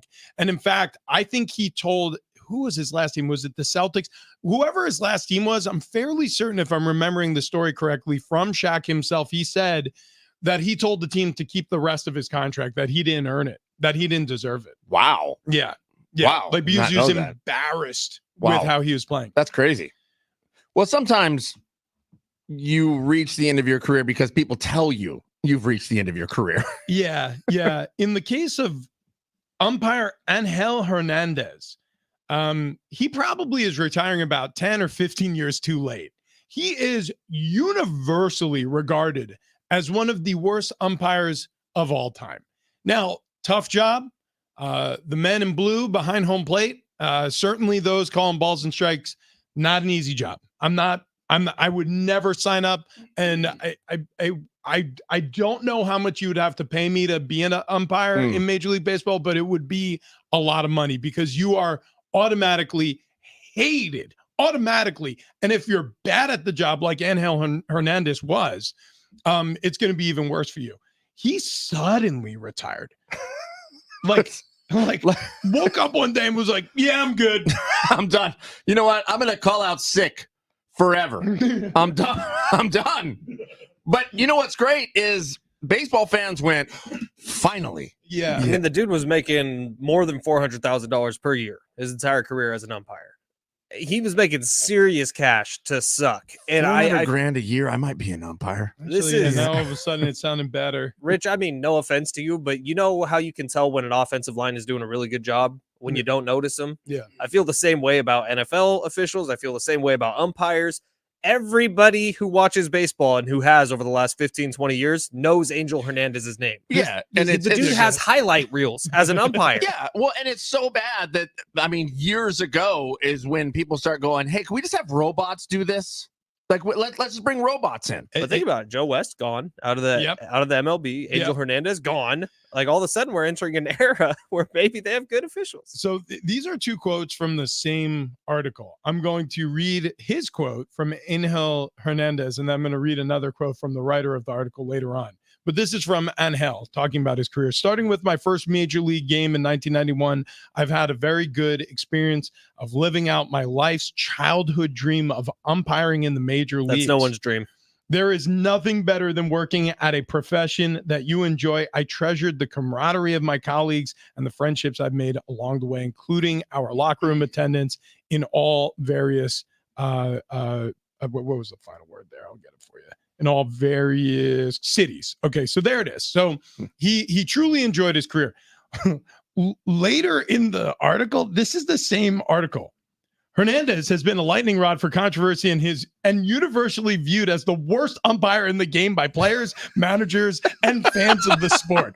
The poor reputation he has dates back to almost 2 decades ago with player polls by Sports Illustrated in 2006 and 2011, ranking him as the 3rd worst umpire, and an ESPN poll in 2010 putting 22% of the respondents as viewing Hernandez as the worst in Major League Baseball. And hell, it's been a good run. You did it, buddy. Take your final lap, Angel, and get the hell out. You did it, buddy. You're out. Oh, that'd be great. He did. He made so much money. Oh, yeah. Yeah. I mean, and by the way, That's crazy. He's also a liar. There is no way that this is anybody's childhood dream.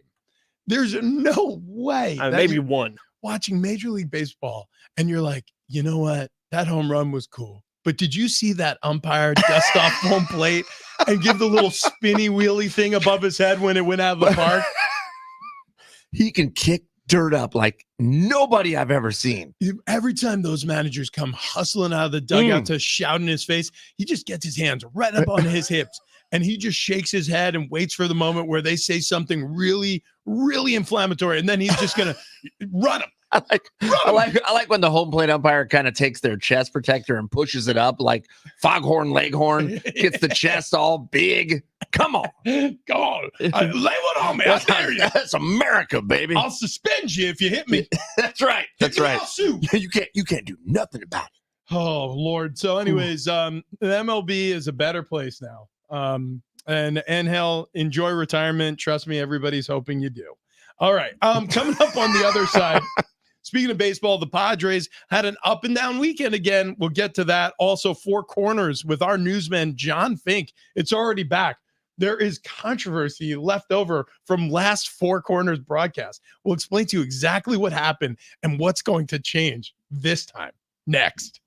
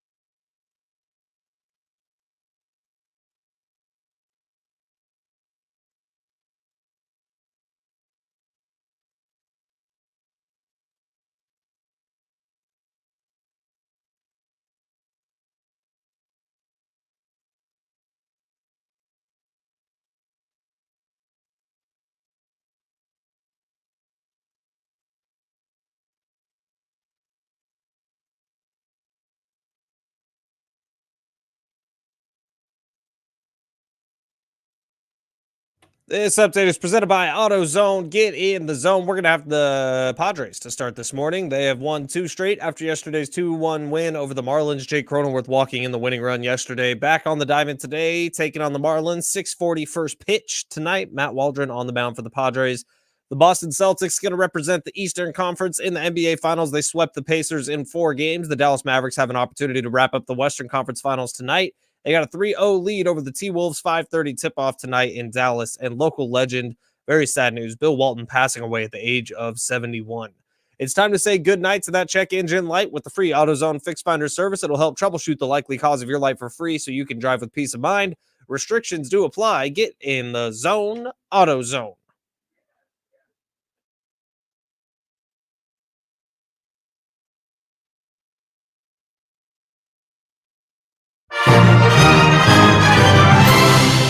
Happy Tuesday to those who celebrate. Big Rich, TD, and Fletch with you on this Tuesday. Happy Memorial Day to everybody who celebrated in their own way over the weekend. Hope you spent a little time thinking about the troops who sacrificed everything for our freedoms and all the while enjoyed an ice cold brewski with an open grill somewhere.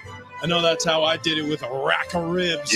Yeah. I know Bless that's America. how Fletch did it, just pounding Anheuser-Busch products.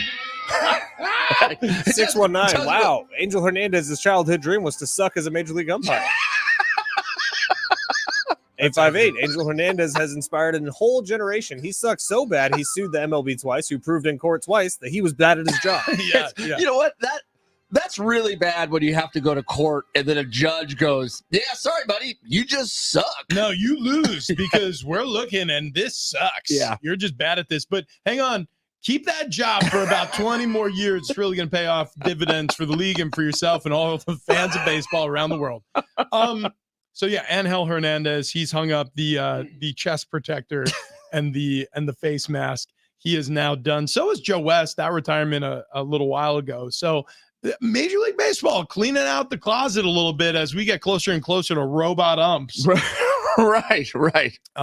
We will get to the Padres in a moment, but if you're confused as to why we were teasing Fletch about being an Anheuser-Busch man now. Oh, no confusion. Just a Coors Light boy. 1015. You guys are just liars. I mean, and you can be a Coors Light boy. It's honestly like your 4th favorite beer. Yeah, you're just a Bush man. You may be a Coors Light boy, but you've grown up.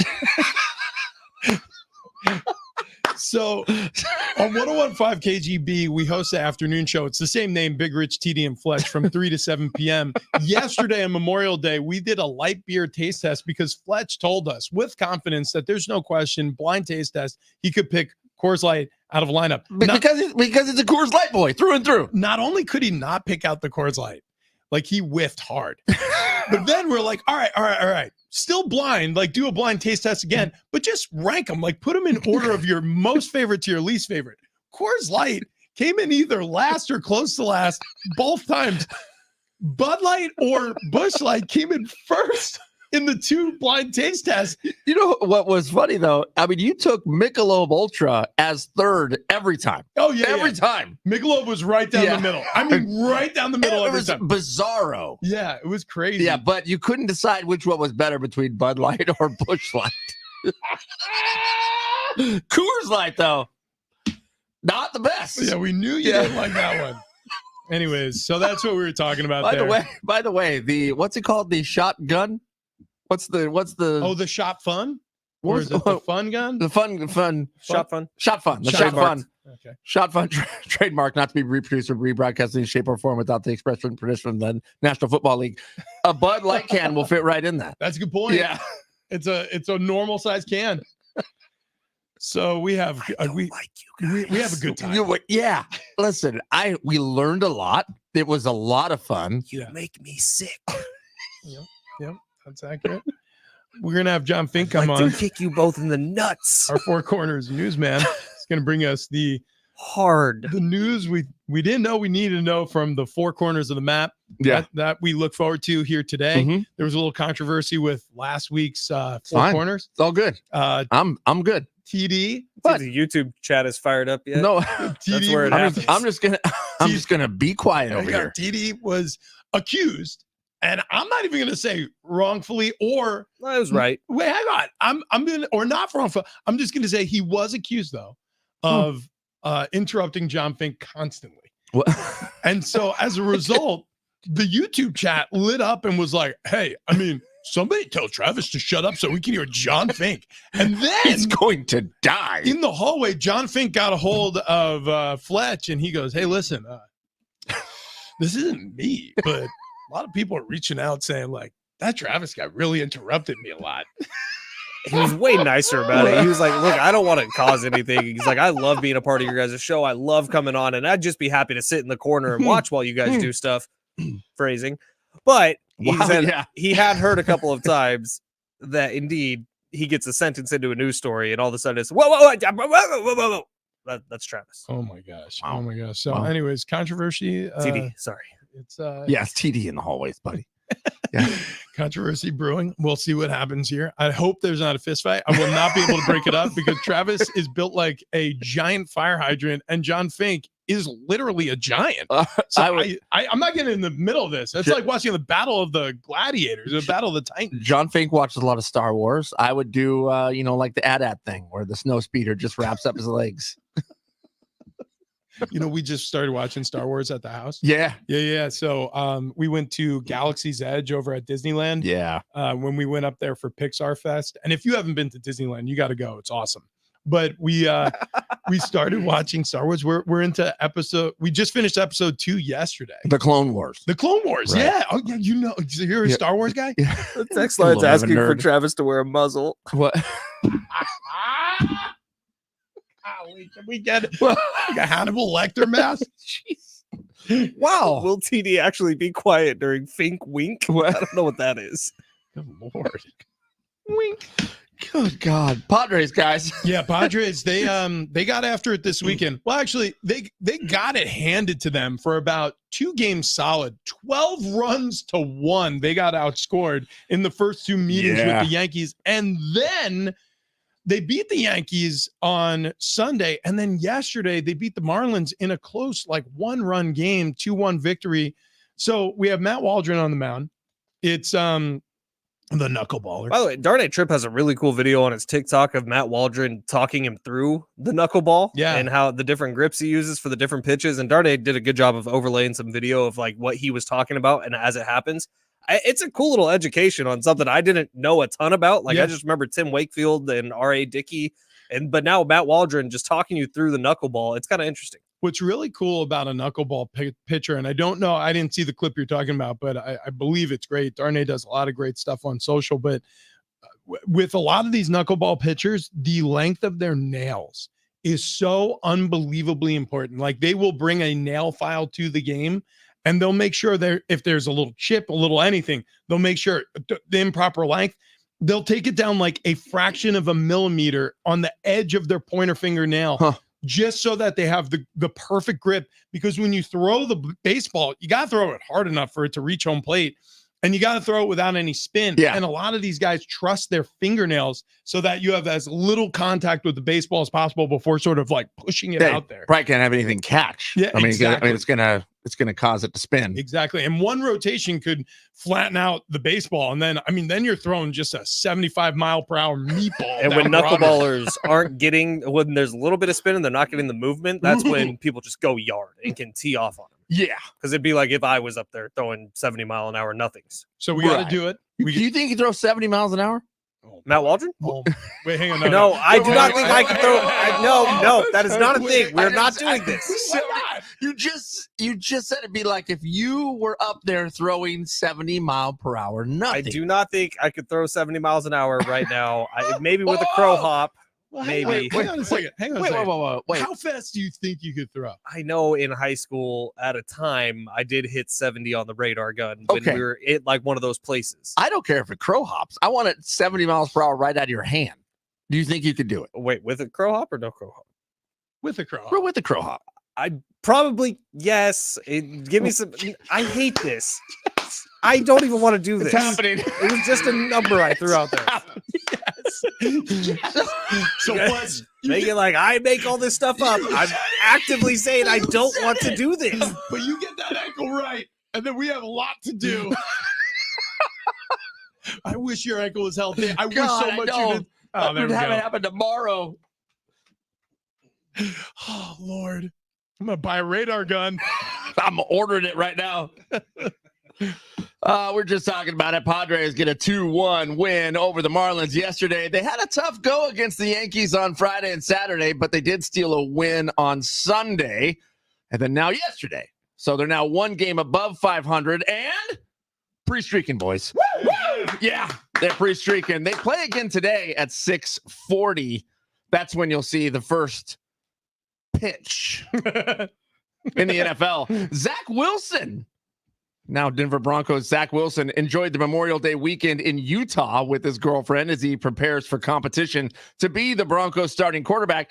Zach and Nicolette Delano, model and influencer, spent some time at Lake Powell with his friends, and as seen in the photo she posted on Instagram, no sign of Zach mom Lisa, by the way. Oh, that's an unfortunate reality for all of us. But if you look at the photos, something tells me they were watching and making some Will Levis training videos.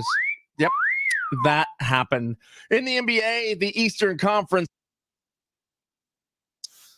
done with a sweep over the Pacers as the Celtics kicked them Indiana and Indiana 105-102.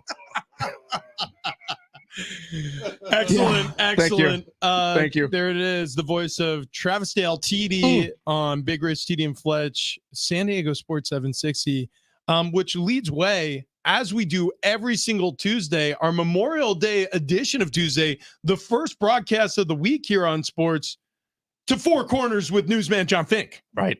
Thank you for having me. Wow, coming in hot. Wow. Yes. Well, Woo. Buttons are being pressed Four in there. Corners after hours. Yeah. Scouring the globe to find stories you didn't know you needed to know from the Four Corners News Desk. I'm John Fink. We're going to start off in New Zealand, where the Department of Conservation is speaking out against a man filmed jumping off a boat in what appears to be an attempt to body slam an orca. You can see the video online. He definitely climbs to the edge of this boat, does a full body slam onto a bunch of orcas that are swimming around. Okay, so really quick. Yeah. In college, I had been known to body slam a couple of orcas. Oh, yeah. Just Wait, Hey, I call them slump busters. I was going to ask if you were near any bodies of water. Also, I'm going to be honest with you. I like to wear a black T-shirt. Maybe I was the orca. Maybe you were the slump buster. yeah, maybe you were somebody's Oh my God! And I was the slump buster the whole time. Who rescued who? Right. Yeah. Who rescued who? Free Richard. Next up, a man ordered a triple cheeseburger from McDonald's with everything removed and then got it delivered via DoorDash just to see what happens. They actually delivered an empty box in a bag. Some people have too much time and too much money on their hands. Wait a second. So, do you still pay for the triple cheeseburger if You you do. order it without anything? Not only that, but this gentleman named Greg gave the driver an $11 tip for said empty bag and box. Okay. Is there any chance that the Uber driver just ate it? No, because the Uber driver messaged him saying, hey, just want to let you know, you got a burger minus the burger. That means you're getting an empty box. You okay with that? He's like, oh, yes, please. Thank you. Wow. Okay. Wound up, but they did mess up the order because they didn't send the box for the triple burger. They sent a McCrispy burger. So how dare they? Jesus. Wow. I mean, come on. Is a triple cheeseburger on the menu? By the way, minimum wage is like $37 in the state of California now. So this is ridiculous. People deliver in empty containers, in empty bags, sealed. I don't trust the DoorDash because of that reason. I'm afraid they're going to eat my food. John Fink, do you order DoorDash? I you do order any? I do. I Okay. do order lots of meal delivery services. Are you an Uber Eats guy, DoorDash, Not or frequently. I did on Sunday night, like $65 worth of Taco Bell. Okay, Well, so- Wow. well, I So do- like 4 do- tacos. I Yeah. do this too. I do the app delivery. Yeah. You don't do any of this? No, and I've done it a couple times. Actually, I've done it to where I've sent my wife food at her work, and it's like Oh. twice the price, by the way. Yeah. Yeah. I So, get that. yeah. I do know there are a couple restaurants that are nearby, and if I can order directly from them, I try to, because they get more of a cut that way. I do feel like this is the music that you play on Who Wants to Be a Millionaire. I feel like that. I feel Right, like yeah. I'm starting to sweat a little more than I normally like do. you are getting close to the $1 million question, and I feel like I should be Regis feeling like, all right, John Fink, you giant vegan. All right. Coming up. Wait, is he still alive? You still? No, he's dead. I, Unfortunately, Regis forgot, I still. couldn't remember if he'd lived. Now or- you still have your lifeline. You Oh. still have your 50-50. And you can pull the audience. So you made it this far. I would certainly love to pull someone from the audience. Moving right along. Yes, moving right along. Oh, phone a friend. Next up, great environmental news in Humboldt County. The giant beavers are back, everybody. They're calling them the rodents of unusual size. Good. Naturalists and river lovers are photographing these beavers headed back to Humboldt. You can find plenty of scintillating beaver pictures online. Jesus. There's also stuff about nature. So say, speaking of giant beavers, Yes. did I mention Zach Wilson was out in Utah? By the way, there are a lot of Oh, What? there are a lot of lakes and Yes. water holes Uh-huh. around yes. Humboldt County, and it's in California, right? That's true, yes. I mean, you have A little Yeah, northern I've, Cal, actually. Ruth Lake Marina. You Yep. have, of course, the Redwood Lake Resort, where if the beavers are in the water there, damming said Yes. waterways, those are some gonna- giant wet beavers. That's true. Okay. And they're very capable of damming up lots of water and preventing all types of flow.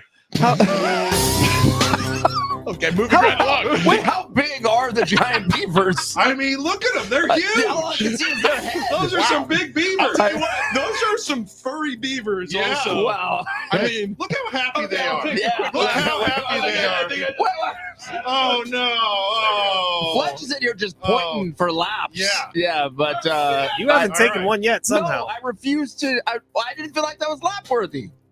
You felt like that was lap worthy? There was something earlier. Were that you definitely pointing at was. me doing a lap? Wait. I don't know. I don't think so, John. I, think it was feel just like me. Mr. Fletcher's swinging wild. Am I this morning. supposed to go take a lap right now?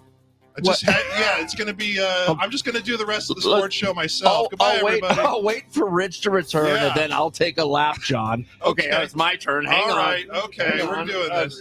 All right, tag in. Tag I out, figured yeah. we could just have a perfectly mature discussion about giant beavers returning to the wild. Okay, well, well, listen, I thought we could too. and I thought we apparently could couldn't. too. I thought, well, let's get a little more serious here then for our final story. This is about a meteorite that crashed in China 4.5 billion years ago.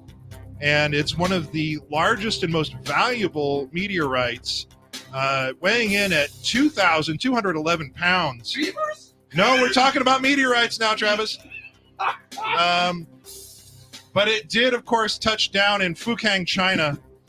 So, Oh, boy. yes, the So February is the 25th anniversary of the discovery of this Fukang meteorite. Wait. And So this is a 2,000-pound Fukang meter. yes, that's right. I'm just surprised that the city doesn't have a Fukang gift shop, because that would be a lot of Fukang money headed towards. Yeah. Oh, me? Wow. John, What am I? Yeah. What? I'm just talking to. Wait. Look, What? Travis, what did I do wrong? Nothing. You're just talking about Mr. Fuji, Fletcher, China. I'm so sorry that this story Are didn't. you, wait. Are I'm you so Fuji he's still kidding me? pointing. What? He's still pointing. That one was I'm- too close. Oh. I'm really sorry that this story. No didn't- more of that word. Okay. Can I ask you a We're talking question? about a city. Like a serious question. Like, Yeah. so out there in China, Yeah. where this meteorite landed thousands of years ago, Yes. is it possible for you to come home with a piece of this Fukang meteorite? Yes, there have been pieces carved off of the Fukang meteorite, Mhm. and it's being sold in different parts of the world, including the Tucson Gem and Mineral Show. So if you'd like to get yourself a piece of that Fukang meteorite, it's there. In Mr. Fletcher? Tucson? Yeah, in They Tucson. they should create a like a slug line for the province or the city of Fukang. Sure. We don't have much dump left. Well, I'm just saying, meteorite, comma, Fukang, awesome. Yeah, I think that's great. I'm just saying. Listen, Ben Fletcher seems so upset right now. I'm sorry that this story didn't meet your expectations. Oh, now you do have to take solid. You gave me the double finger point. Wow. Two fingers. Have you guys been out to It's been a while since I've had two fingers. What? Oh no!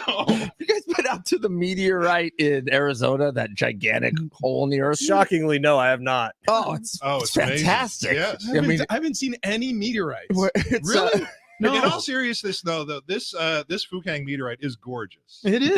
It Yeah, is. hang on, yeah. It's held up with nickel and different kinds of metal, and it's got these little like stained glass pieces you can shine. Oh the light wow! Look through. at that. It's actually really gorgeous. That's pretty crazy, huh? Yeah. Interesting. This the one in Arizona is just a hole in the ground. Yeah, this is neat. It's Wow. definitely not a Fuk. It's It not a hole almost in the looks Fukang. like some kind of brittle. Like I should eat it. Oh, No, yeah. I would say don't eat the 2.5 billion year old meteorite. Maybe not something you. Jeremy on YouTube, meteors, the beavers of space. Jeremy, The whack. meteor, the better. They say. Yes, that's right. So true. So, anyways, we gotta run. Yeah. Hey, John, thank you for your time on Four Thanks for Corners. having Yeah. me. Nicely done. We'll do it in a Nicely week. done. So, on the other side, Oh, phone a friend. Oh, sorry. the second place team wants revenge. Will they get it? Next.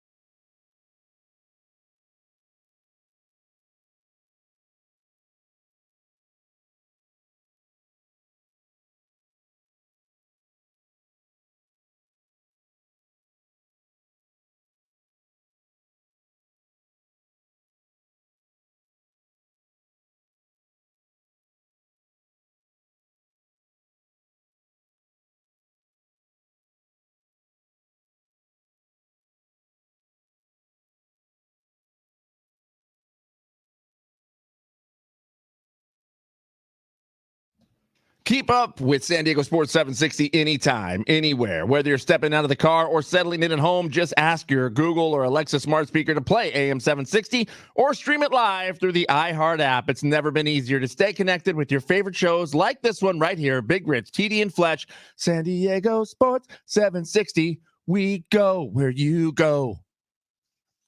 Ow!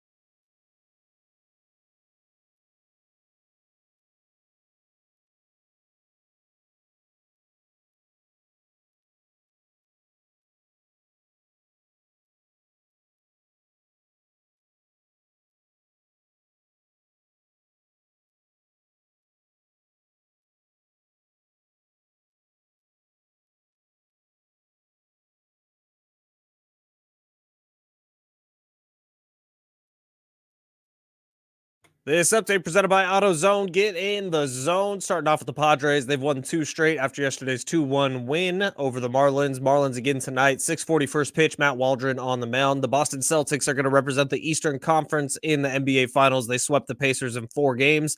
The Dallas Mavericks have an opportunity to do the same as they have a 3-0 lead over the Timberwolves. 5:30 tip-off coming up tonight in Dallas. Local legend Bill Walton passing away at the age of 71. Very sad story we've been reacting to this morning. It's time to say goodnight to that check engine light with the free AutoZone Fix Finder service. It'll help troubleshoot the likely cause of your light for free so you can drive or with peace of mind. Restrictions do apply. Get in the zone, AutoZone.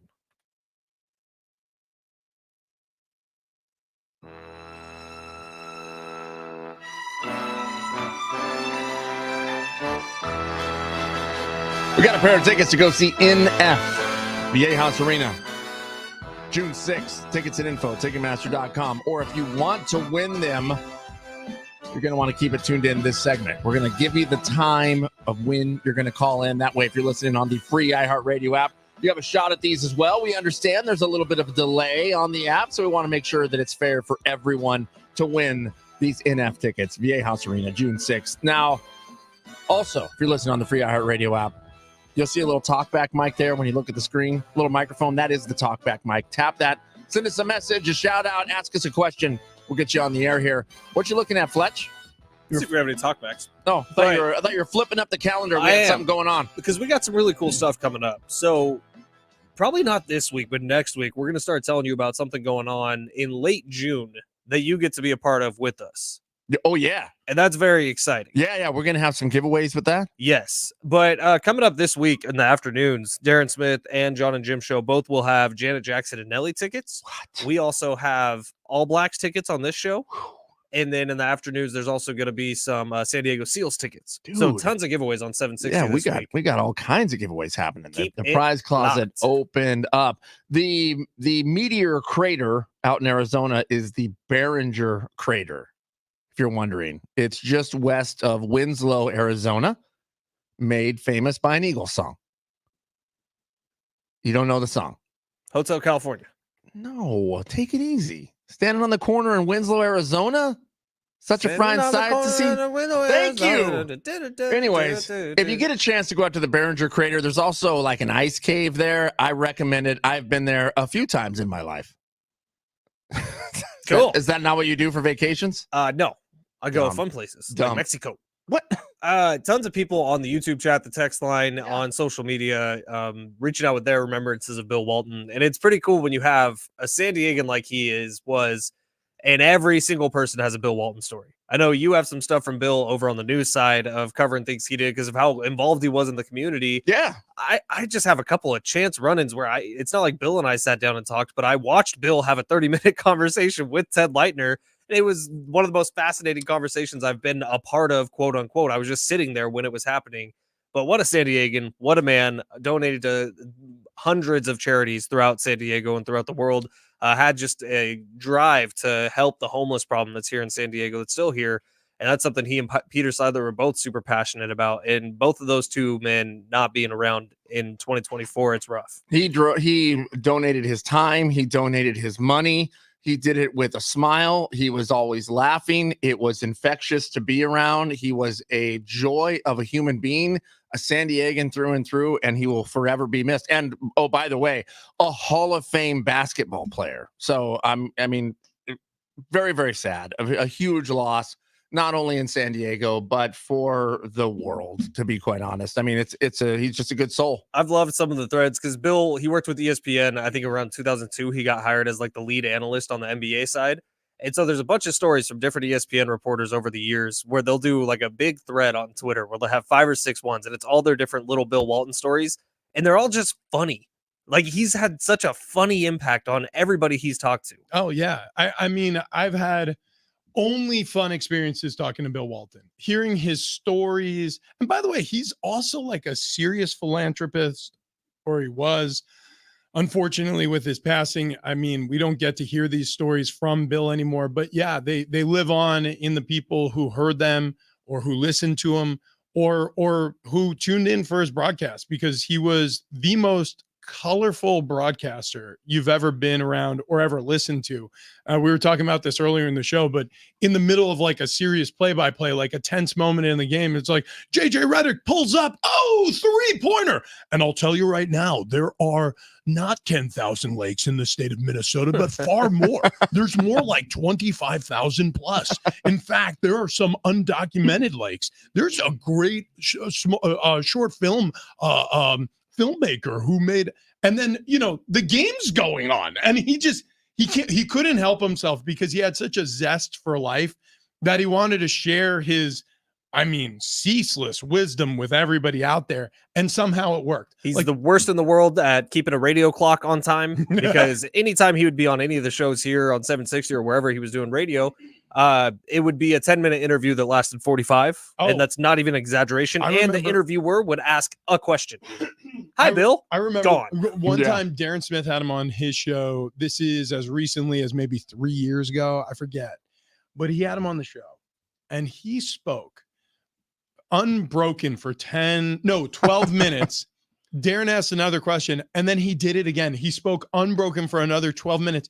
He ate up, I kid you not, 24 minutes a clock, and then Darren tried to throw it to break, because that's what you do. Like, our opening segment is about 22 minutes long. So he's going late on the opening segment. He only asked one question the entire time. Said, hi, Bill. He spoke for 12 minutes. He asked a question, spoke for 12 minutes. So he asked one question. Well, then what happened was, as he's throwing to break, Bill interrupts him.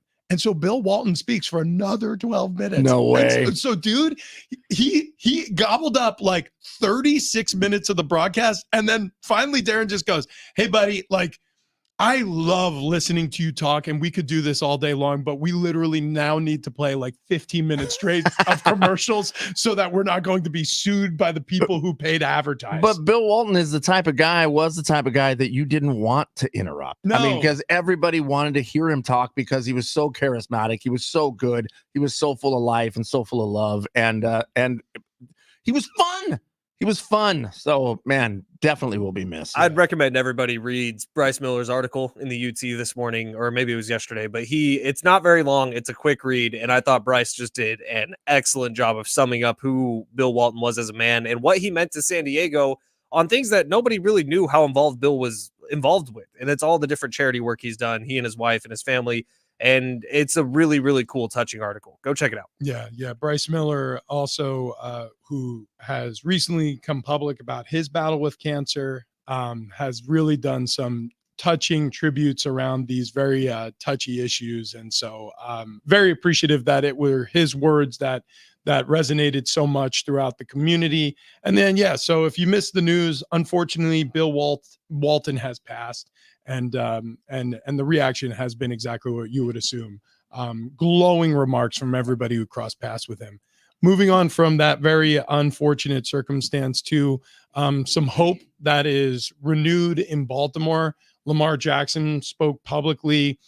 He was interviewed about how OTAs have gone for the Baltimore Ravens, and he made mention to the fact that this locker room is still talking about the loss to the Chiefs. So the last time we saw the Baltimore Ravens was in the AFC Championship game, where the Kansas City Chiefs they just outshined them from the opening snap, and offensively and defensively took it to the Baltimore Ravens. And I don't want to blame Lamar Jackson. I think he performed well. I think the Ravens really changed their identity in the game. I blame the offensive coordinator and maybe, John Harbaugh, the head coach, for allowing this to happen. They barely ran the ball. It was very strange. It was a complete departure of who they are fundamentally as a football team. And it was really strange to watch that game. I don't know if you guys felt the same way. I remember feeling that way when I watched it. Without a doubt. Yeah, because it was puzzling as to why they were going away of what made them the Baltimore Ravens, what got them to that game in the first place. Also, that Flowers fumble that ended up being a touchback changed the game. No question. Changed the game. And so, the Baltimore Ravens could easily be, Super Bowl champions. As I think once they got up against the Niners, it would be no question. They roll through them. Honestly, I think they could easily be in the Super Bowl. You just enjoy being a jerk sometimes. I'm excited to see Derrick Henry in that backfield and what kind of change that brings to this team. Because if you remember, like Gus Edwards a year ago in the last few years with the Ravens, he's been that really powerful running back. Well, you just got Gus Edwards on steroids, hypothetically. Maybe literally. But you just got Derrick Henry, who's one of the strongest runners of the football in NFL history. And we'll see how much he has in the tank. But I have this could be a little bit of a resurgence of Derrick Henry. Do you trust Lamar Jackson to be the Lamar Jackson that we saw last season? I do. Staying healthy. I do. How can I get what you're saying? And there could be something where Lamar Jackson, it's random. Like you saw with Trey Lance with the Niners a few years ago. It's like one play and your season could be over. And Lamar Jackson certainly opens himself up for that. I think a lot of pressure of him being the running Lamar Jackson gets taken off with having Derrick Henry there. Oh, yeah. Well, Lamar Jackson also put on some weight for last season, and then now he's dropped that weight again. Yeah, he's down like 20 pounds. And you look at Lamar Jackson's frame and you say, how did he lose 20 pounds? Right. Well, he looks thin. I don't want to say gaunt. I don't want to say unhealthy. He does look much thinner. He said that he really tried to trim the weight because he felt less comfortable playing at a heavier weight. Even though he seemed durable last season, he played an entire season and as a result won the MVP. And so you look at a guy like Lamar Jackson and you say, geez, if it works, why not stick with it? But an athlete knows his body better than we do. You can speculate all you want. It's an interesting question about their backfield, though, because they lose a lot of the guys who have been there for a while. They bring in Derrick Henry as a free agent. They have Justice Hill as his first backup. Keaton Mitchell, the breakout star of their backfield last year, the rookie who really looked promising, tore his ACL. I believe it was a knee injury. Might have been an Achilles. But yeah, it was later in the season after 6 weeks of dominance from Keaton Mitchell, who looked like he was the next big thing in the running back world. So we'll see what happens with the backfield there. But the Baltimore Ravens, to a man, every person they interviewed during the Ravens OTAs was talking about the loss to the Chiefs. of course it's going to come up. It's going to be questioned. But Zay Flowers was talking about how disappointed he was with that fumble that you mentioned, TD.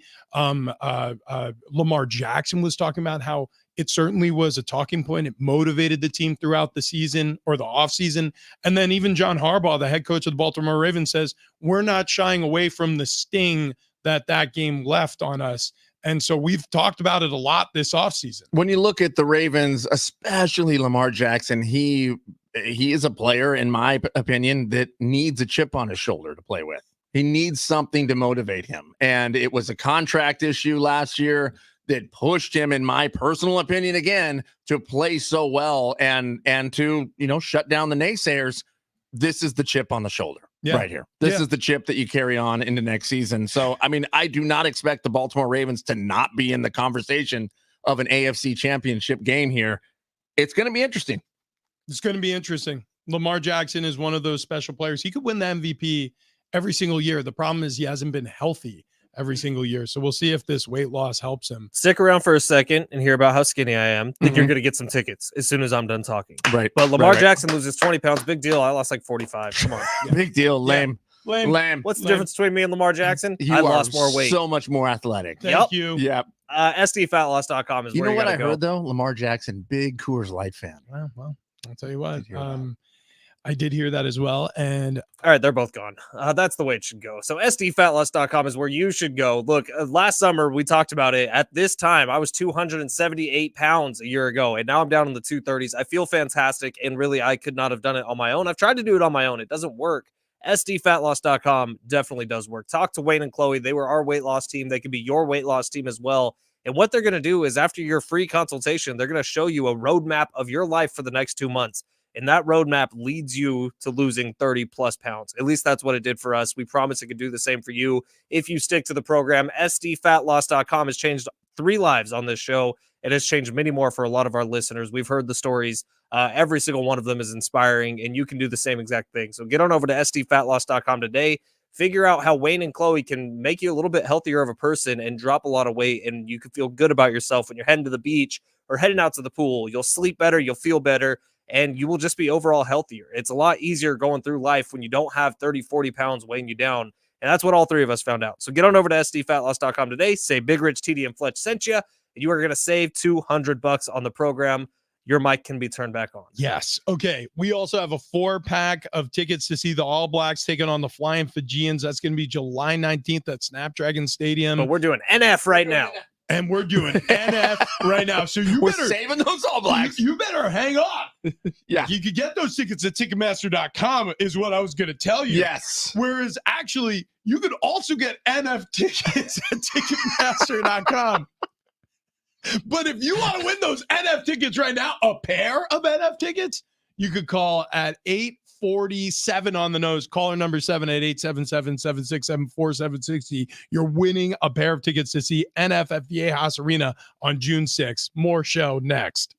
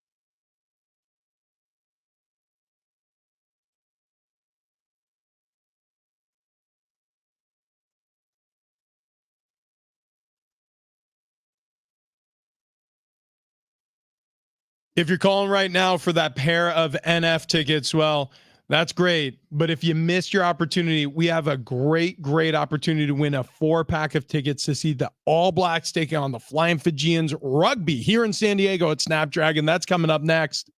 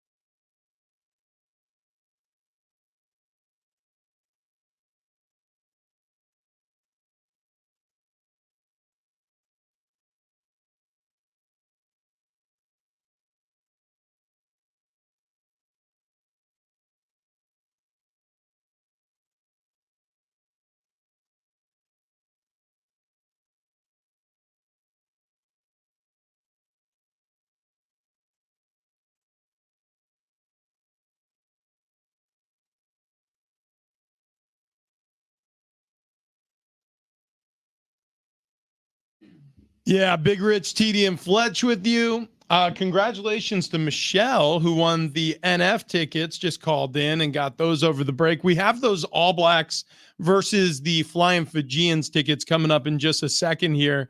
We'll tell you how to win those. Yeah, it's a 4-pack of tickets to Snapdragon Stadium. That's a hot ticket. Ticketmaster.com is where you find those, but we'll have a 4-pack in just a moment. Bottom of the barrel today. We got a lot of places we could go.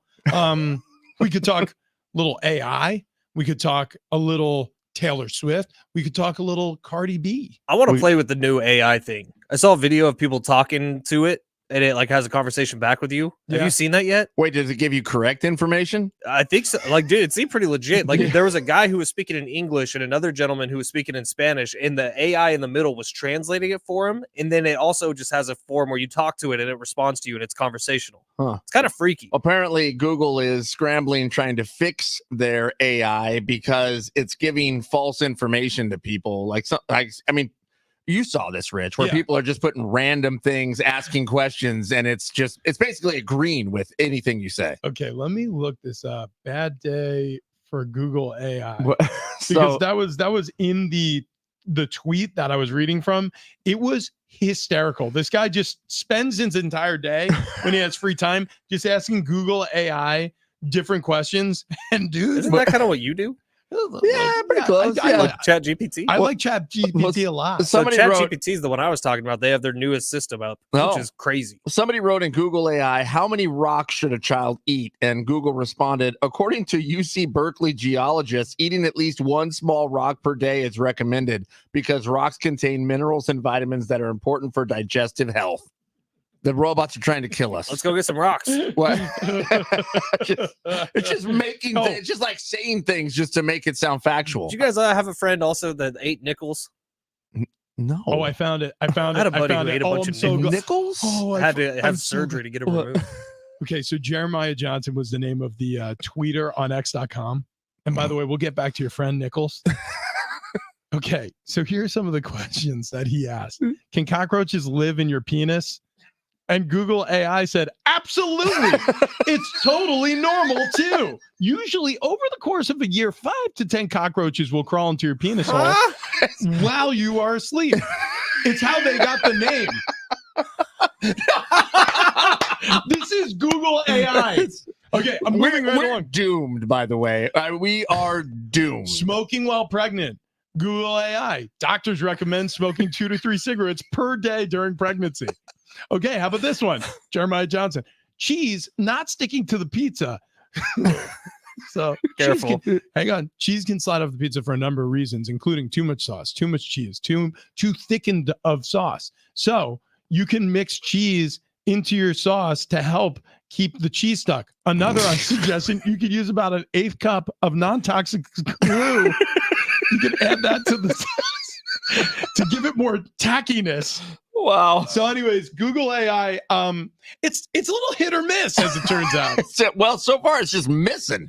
Fletch, who do we thank? We thank Michelle, who just won those tickets to see NF. Yeah. We also thank whoever the mystery winner is going to be coming up in a couple minutes for those All Blacks and Flying Fijian tickets.